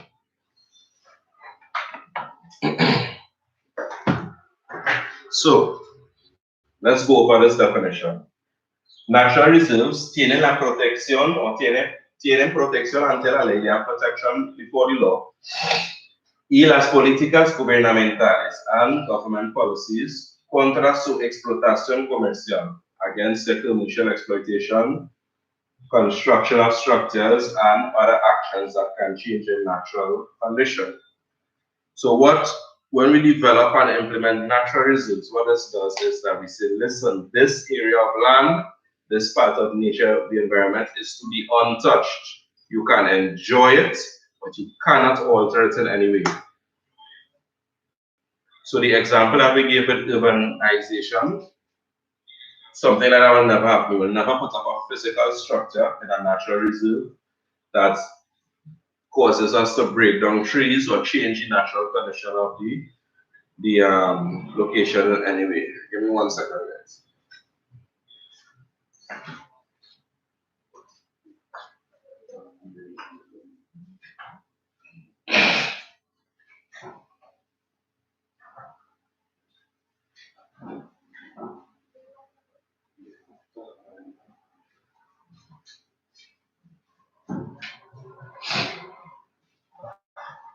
Nice. They have protection against any kind of change or alteration, and they have this protection by law and through governmental policies. So those are natural reserves. And as we saw, or you may ask yourself, why may we want to protect these areas? What is so special about them? No, well, as we would have been noticing, everything that we spoke about so far has an impact on human beings.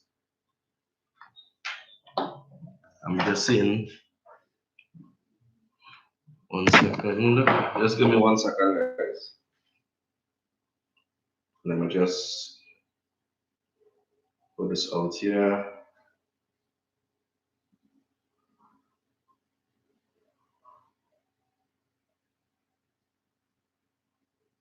Let me just restart the live on Instagram as well.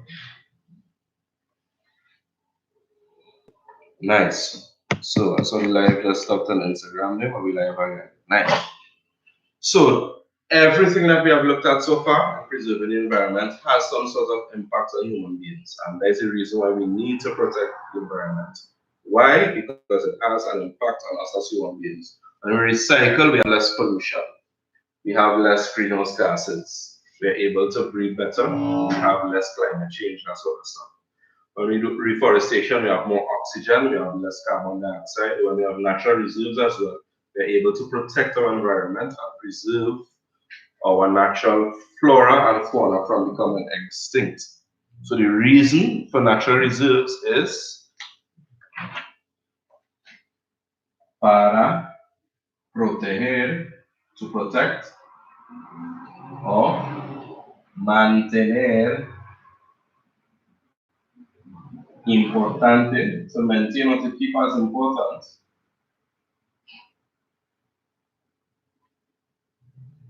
la flora y fauna or we could just say the general environment, el medio ambiente, yeah?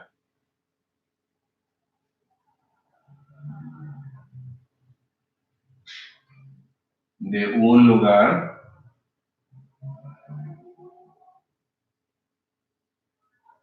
and many times with regard to the flora and fauna, hay o existe una amenaza de extinción.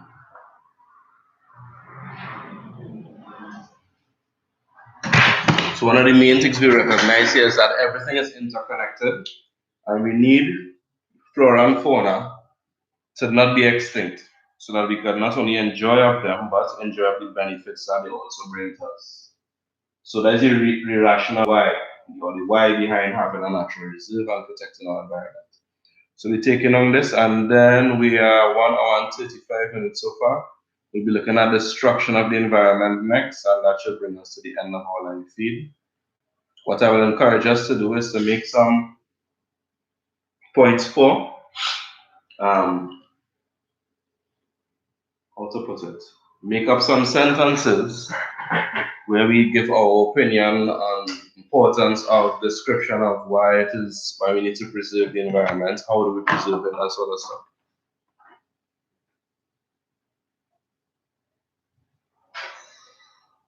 So,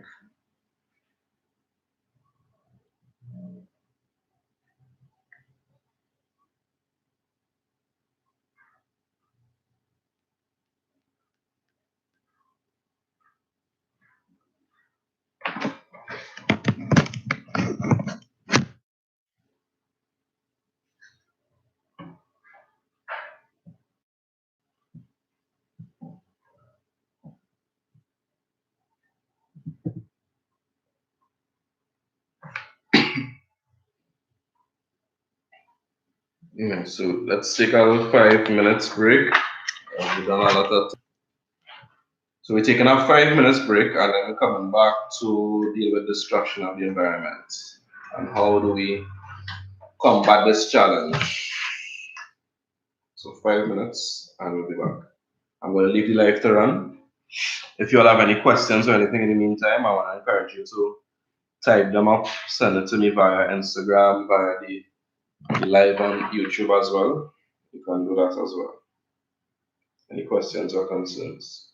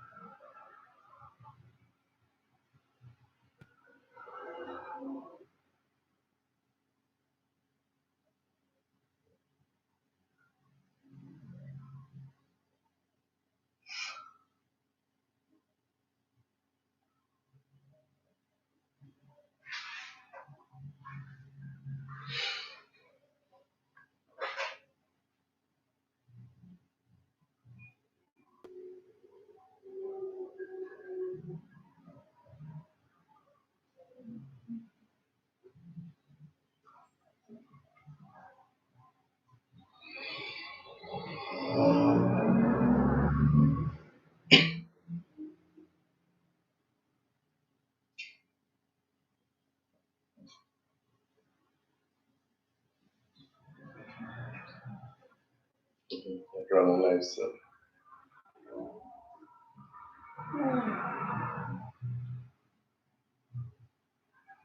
You know you're live, right? People can hear and see you.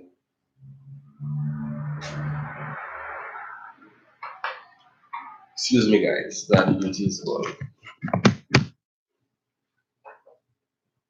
Time 11:55.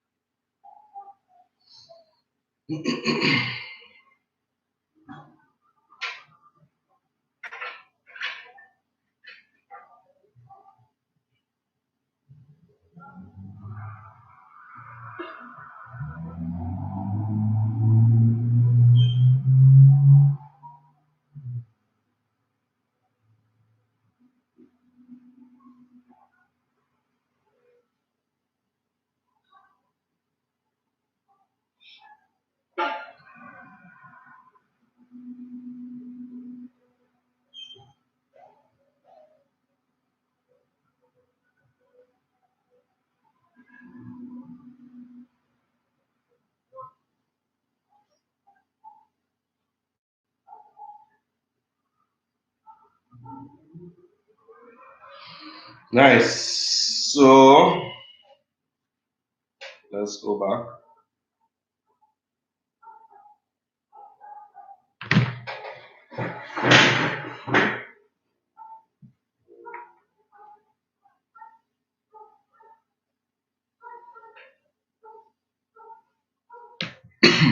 Excuse me.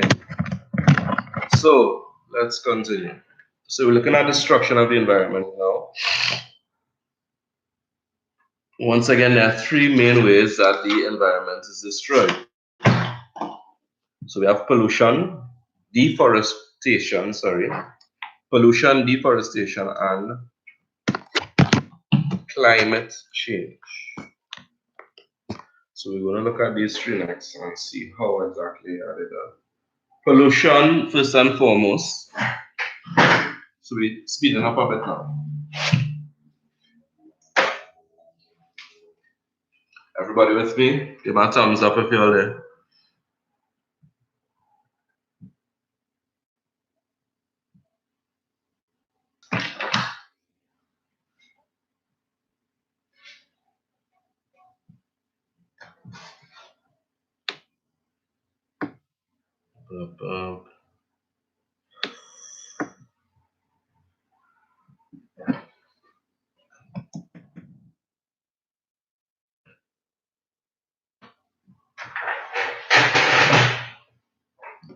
Okay, connection is unstable. Just wait a little bit for the connection.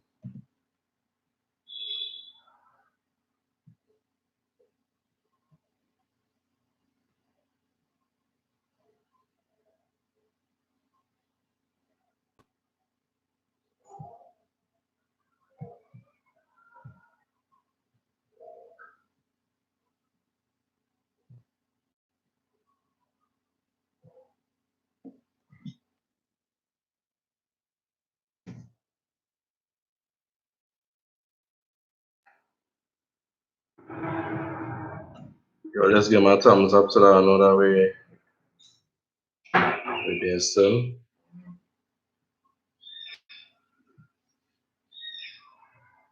Anyone is there?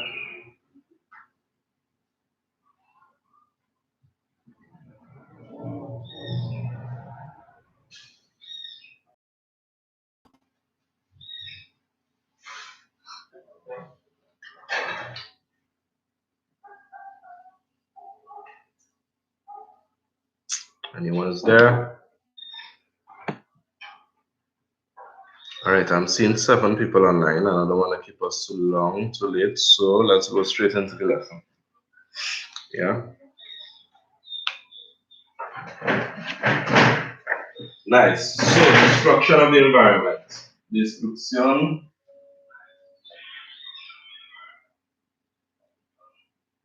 del ambiente.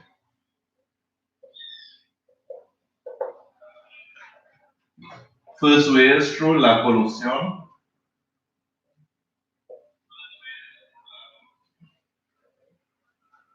Which has to do with contaminación, which is another word for pollution. Contaminación ambiental.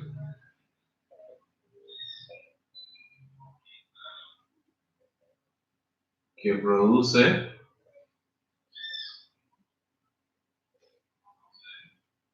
o provoca ciertas sustancias y desechos. So, pollution is the contamination or pollution, environmental pollution that produces or provoke means to cause that causes certain substances and waste. Desecho is a word that means waste. Los desechos means waste. Yeah. And what are some of the issues related to pollution? Causa problemas. It causes problems. Al ser humano causes problems to human being. Y el ambiente and its environment.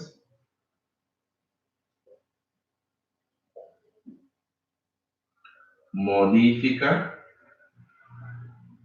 the phrase we saw before, el ecosistema, it modifies the ecosystem or the natural system of the environment in which we live. Por la introducción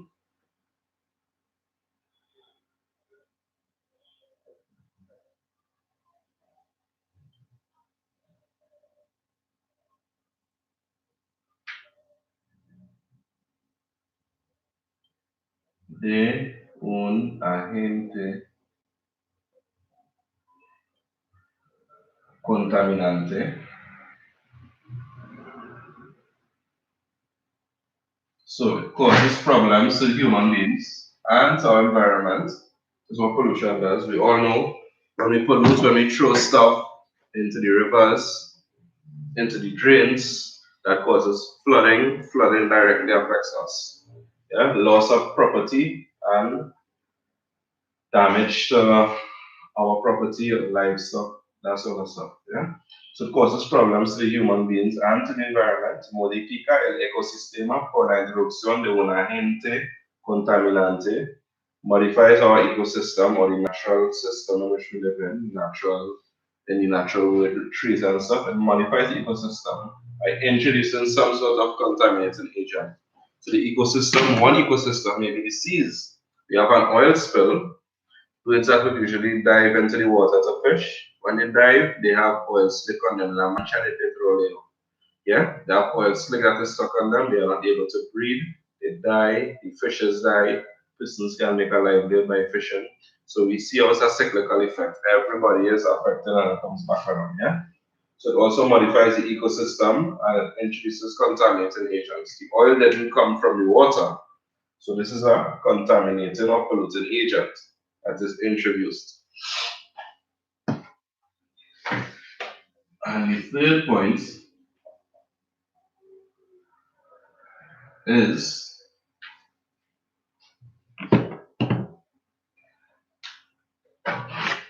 acarrea,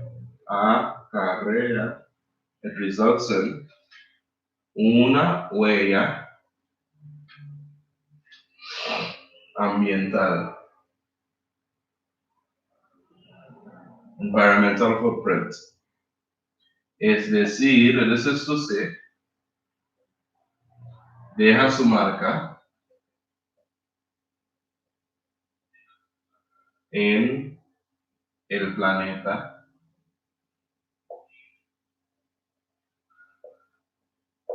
An example of this would be el agujero en la capa de ozono, hole in the ozone layer, o también la mancha de petróleo. Oil slicks. These are some of the results of pollution. So take 2 minutes right on that and we go into the solution or the challenges that we face with our environment, with pollution in the environment.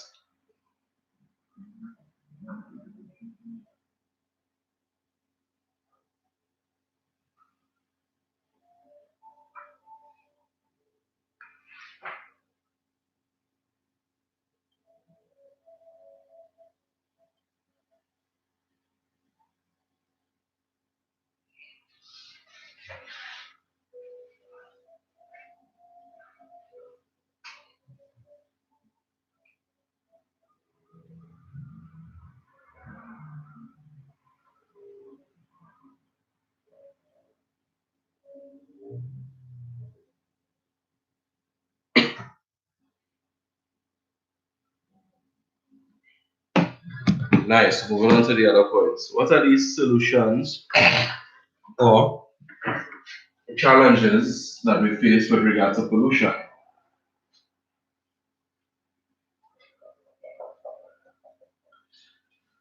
How to describe it? Basically, we are forced with a situation where we have to look for the what we'll call lesser evil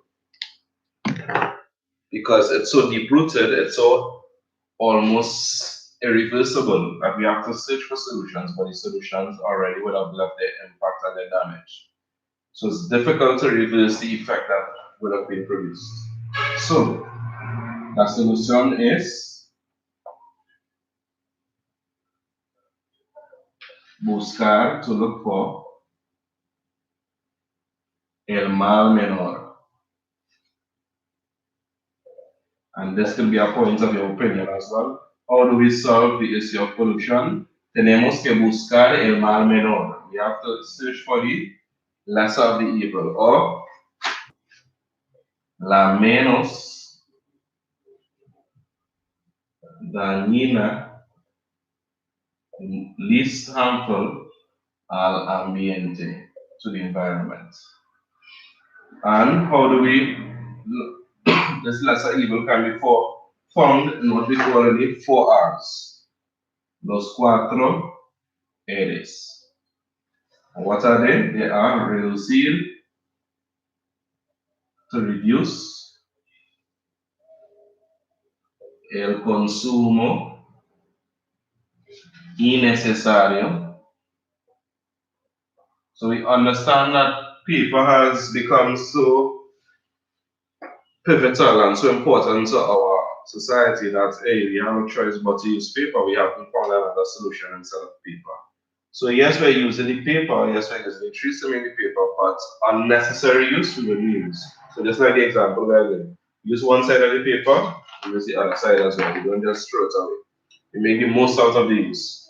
So the solution or the challenge is to reduce. This is the solution, finding the least evil or the thing that is least harmful to the environment. And this can be done through what we call the 4 R's. Reducir, reducing unnecessary consumption. Reutilizar, or to use again, reuse. Un producto, so reuse a product, un producto. Or usar productos or using products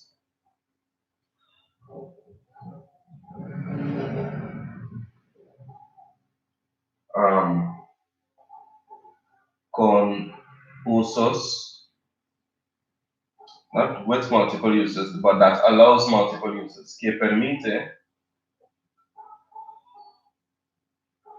usos múltiples, that allows multiple uses. 1, 2, 3. Reemplazar, which means to replace, or elegir otras maneras. Finally, reciclar. This one is self-explanatory because we went into it before.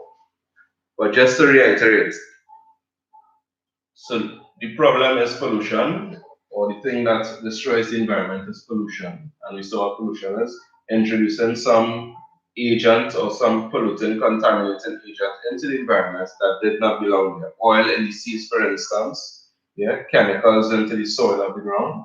The solution, because the damage would have been already done, it's almost impossible to totally reverse the damage. So what we have to do is try and mitigate or mitigar el daño. And we do that, mitigate the damage by buscando por buscar el mal menor, finding the least evil out of all the things that we could do, or la menos dañina al ambiente. The least harmful, la solución más dañina al ambiente. The least harmful solution to the environment. And this can be done, the solution can be solved through the 4 R's. Reducir, reducing our unnecessary consumption of goods in this case, reutilizar, reutilizing or reusing a product or using a product that allows us to have multiple uses from it. Reemplazar or elegir otras maneras, replacing or choosing other. So we may make the choice between a product that can only have one use or a product that has multiple uses. So say for instance, styrofoam has been banned in many countries. Yeah. But we have some businesses that have styrofoam in their homes. How do we lessen the impact of the environment? In some cases, some of these things they may be disposable, but they may be able to be reused. Or we may use a plastic instead that can be used over and over again instead of using a styrofoam that is disposable. Understood? Let's look at that one comment. Nice. And finally, recycling, as we saw, is giving a totally new life to something else. That's something that already existed. So 2 minutes again, we take down this and then we go into the other thing, the other challenges. Let's see who's on Instagram live.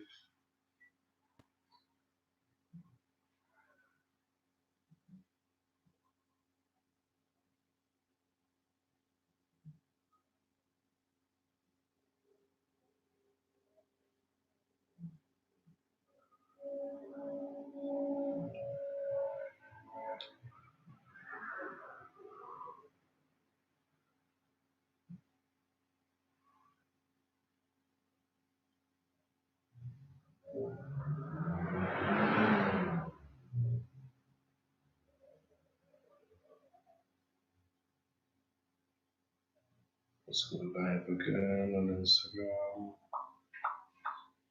Right, we're live on Instagram as well.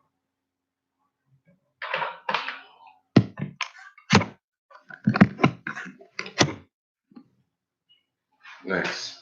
So let's go straight into the second way of destroying the environment. First is pollution. Second is through deforestation. What is deforestation is the question. First and foremost, how do we say for deforestation in Spanish? Simple. One of those friends of cognates. Deforestación. And deforestation is la acción de deforestar.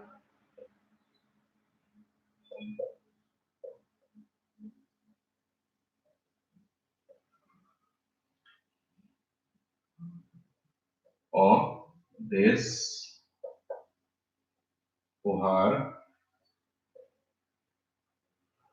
un terreno,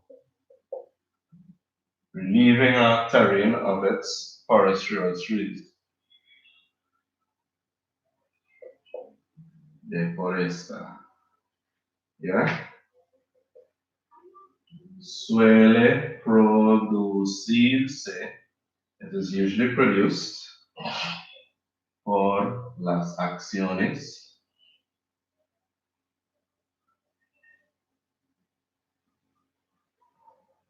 del ser humano.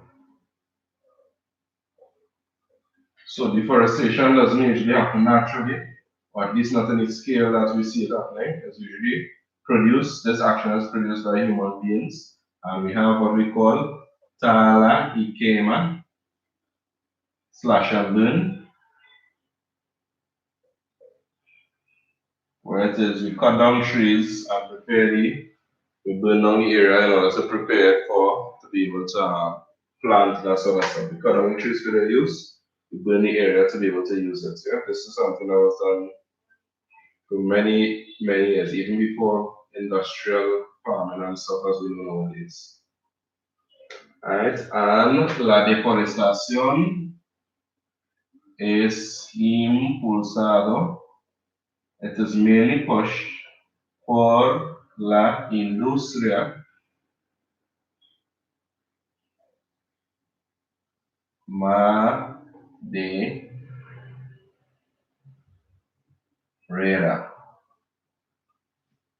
right?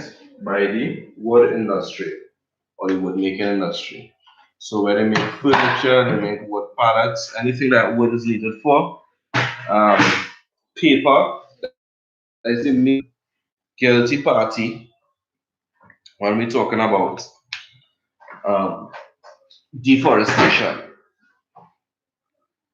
And we are seeing here that it's the action of cutting down of trees in a forested area is usually produced by humans' actions. And one example is that is through slash and burn, cut down of trees and burn the area afterwards. And finally, the main culprit or the person that is mostly guilty is the wood industry or the timber industry. Yeah, for making paper, that sort of stuff. So with that explanation, let's wrap up the board. Let's look at some of the challenges and the solutions to this issue, to deforestation.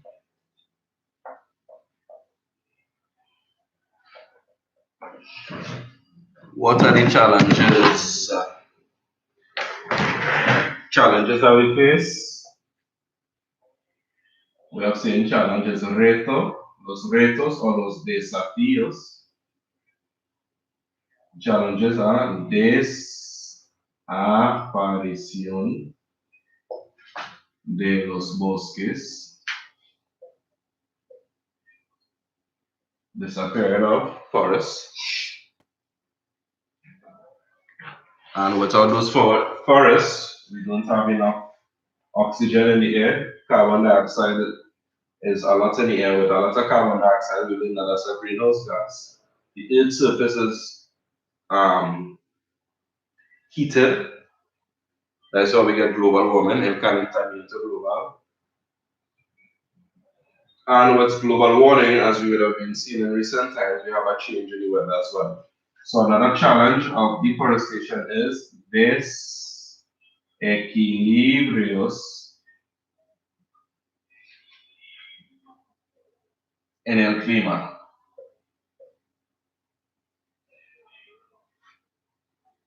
And finally, altera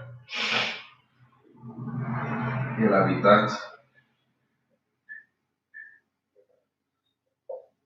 de los animales. There's a change in the habitat of animals, and that causes some of them to become extinct.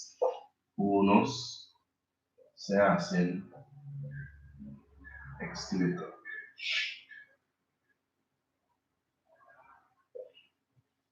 So these are some of the challenges. Very quickly, let me write the solutions, but solutions so that we can move on to the final point. I know everybody wants to eat their lunch. Solutions are ecotourism, ecoturismo, and as we saw before, reforestation, or planting of the trees again. Ecotourism is basically the enjoyment of the environment for touristic purposes. However, enjoyment of the environment in such a way that we continue to enjoy it in the future. In other words, sustainable enjoyment. So we're able to go into the lakes, into the rivers, we're able to do zip lining across the canopy, that sort of stuff.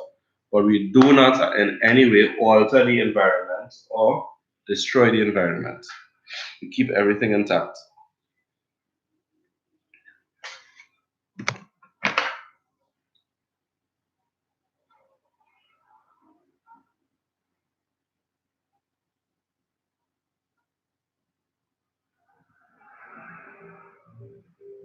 I don't come up with this.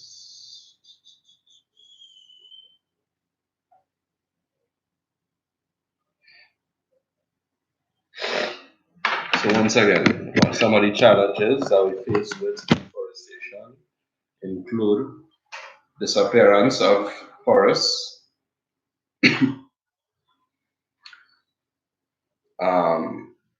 what's the word? Disequilibrium or imbalance in the climate. There's more heat, there is more carbon dioxide in the atmosphere, less oxygen, and this warms up the environment. I'm seeing some persons coming on board here on the YouTube. What going on? Who is Wiggles Bunny Jr., man? What's her name? Do I know this person or is this one of my students or no? teach some French, training yourself skills. Unfortunately, I don't teach French. Unfortunately, I don't speak French either. I did French up to Form 3, and I just never had the same love for it as I have with Spanish. I wish I knew it now, though. But not to study. I just like to know how to speak it. Just snap my fingers and be able to speak it, but not so much. I'm not really interested in the studying part of the French. That's no excuse for you not to study French. Though, if it is you're doing it for keep, please learn your French. We have so many resources now to learn languages that persons can become bilingual even in shorter time, basically. Don't have to go through the same processes as we would have gone through. So let me just recap these for you all before I wrap it up. Hi, Wiggles Bunny Jr. Who's that, boy? Do I know you? I seen all kind of random people. I guess then you all know me. This is the benefit for you all of this platform. But don't worry, one day we'll have a platform where it is I can see you all and you all can see me. Yeah, so they can be laughing and making all the jokes on one side and I just sort it in. Let me know some Spanish from your mother. Alright, this person. We do it after. So to recap, deforestation, we don't know what deforestation is. Basically, removing of all the trees from an area. And some of the challenges we face with deforestation is desaparición de los bosques, disappearance of forests, desequilibrios en el clima, imbalances in the climate, which causes climate change, as we know. And finally, altera el hábitat de los animales. It changes the habitat of animals or the natural living space of animals, causing some of them to become extinct. Solutions to deforestation is as reforestation, as we would have seen before, replanting of trees, and of course, ecotourism. Not only that, but let us leave the environment as it is, let us enjoy the environment, but let us not change the environment. And ecotourism is especially enabled in las reservas naturales, natural reserves, as we have seen before. So we see how everything comes full circle. In some cases, we can't reverse the change, but we do other things, and there are other things that we could do to help improve or even bolster that change. Yeah. So we're going off this, and we move to the final point, which is el cambio climático. We run to 3 hours, guys. So I hope today's session was very helpful. Let me know if it was, if it is there anything else you would like to see. Yeah. I would like to do some past paper question with you all as well, so that we can go through and see the process. Not today though, but before the week is over, I'd like to do that with you all. Let me know, please, and realize that some of the persons are messaging not in Form 6, but don't worry, you all will have a class later this evening. This class is especially for 6 students, persons that are doing Unit 1 Cape. For the persons that are doing Unit 1 Cape, let me know what it is you need, what it is you're missing, what it is you'd like to see. As I said before the week is over, we'll do a pass with a question together. So let me know. Shoot me a message here, shoot me a message on Instagram, Quintessential Language Learning. Let me know what you all need again. I'm here to help you. The third point, the third way that the environment is destroyed is for el cambio climático, climate change.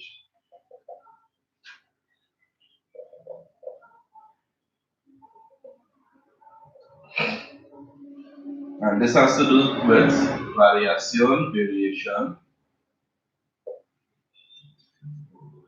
del clima del planeta. Once again, we see 2 words here, clima and planeta, ended in A, but they are masculine words. El efecto invernadero, greenhouse effect, que causa el calentamiento global, global warming.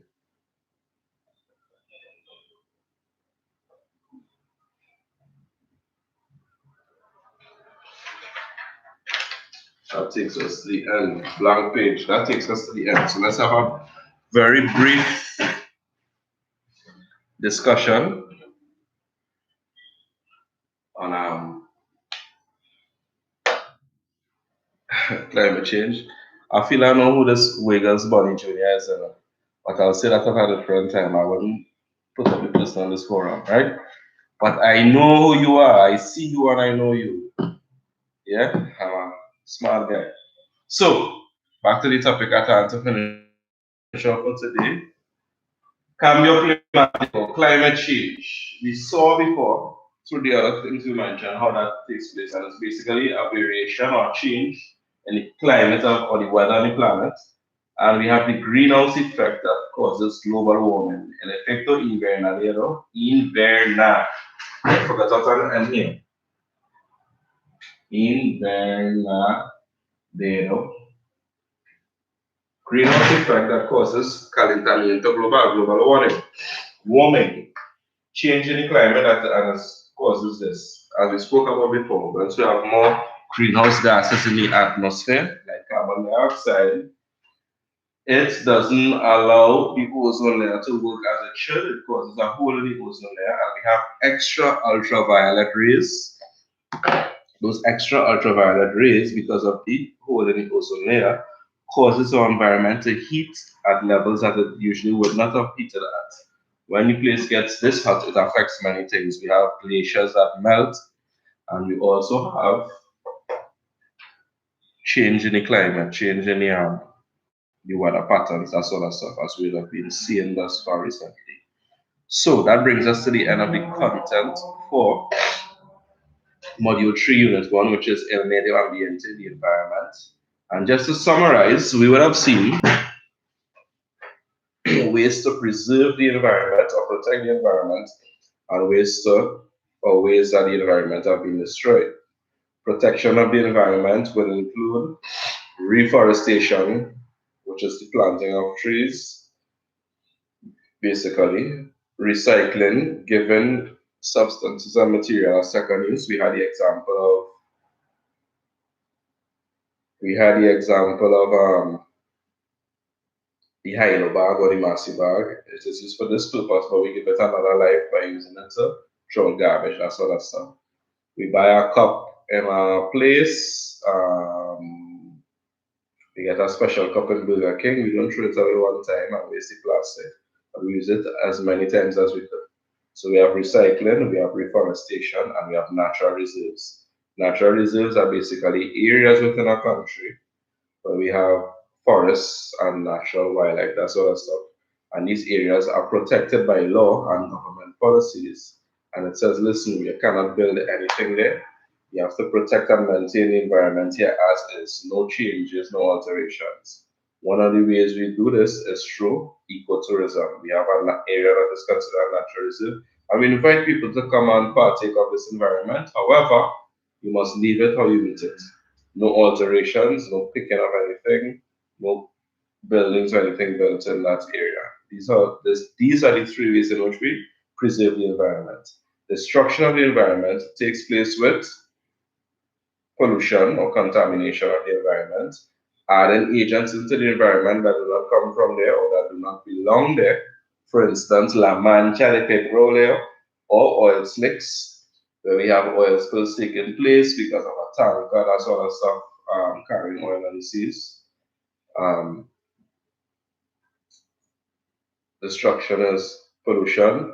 Deforestation, which is La tala y quema, slash and burn, cutting down of trees. Mainly, the main culprits is the wood industries where they use the wood to make paper. So we have deforestation, we have pollution, and finally we have global warming, which is the effect that takes place when we have these two things. We don't have enough trees in the environment through deforestation to be able to absorb the carbon dioxide and to emit oxygen into the environment. And we have other agents that causes damage to the environment. that causes a hole in the ozone layer. And because of these things, we end up with global warming, sorry. So that was it for the lesson for today. I encourage you all to invite other persons to like the Instagram page, leave a comment. If anybody wants to be so brave, if it's it's the first time you're here and you want to give a review on how it was today, by all means do that. Whether it's a video, it's a message. Everybody here should know my message. If not, you can go on Instagram and get it on the page. Quintessential Language Learning. Once you go there, you'll get my information. You can message me, DM me, send a video, any way that you feel like. Give me your perception, your thoughts on how the first class was. Yeah. As I said, I'm here to help you all. The fact that we're home, we're not going to drop the ball and fail, but we're going to get extra and vital information as we move towards the CAPE exam. I haven't forgotten you all. We will be doing as well a past paper question before the week is over, so that we see exactly how we should answer and what exactly is CAPE looking for from us. What's the CXC looking for us? How do they want us to answer? What kind of language they want us to use, etc., etc., etc. So, guys, it was my pleasure, and we'll be in contact. Yeah. Cheers. Take care. That's it for the live stream. Later.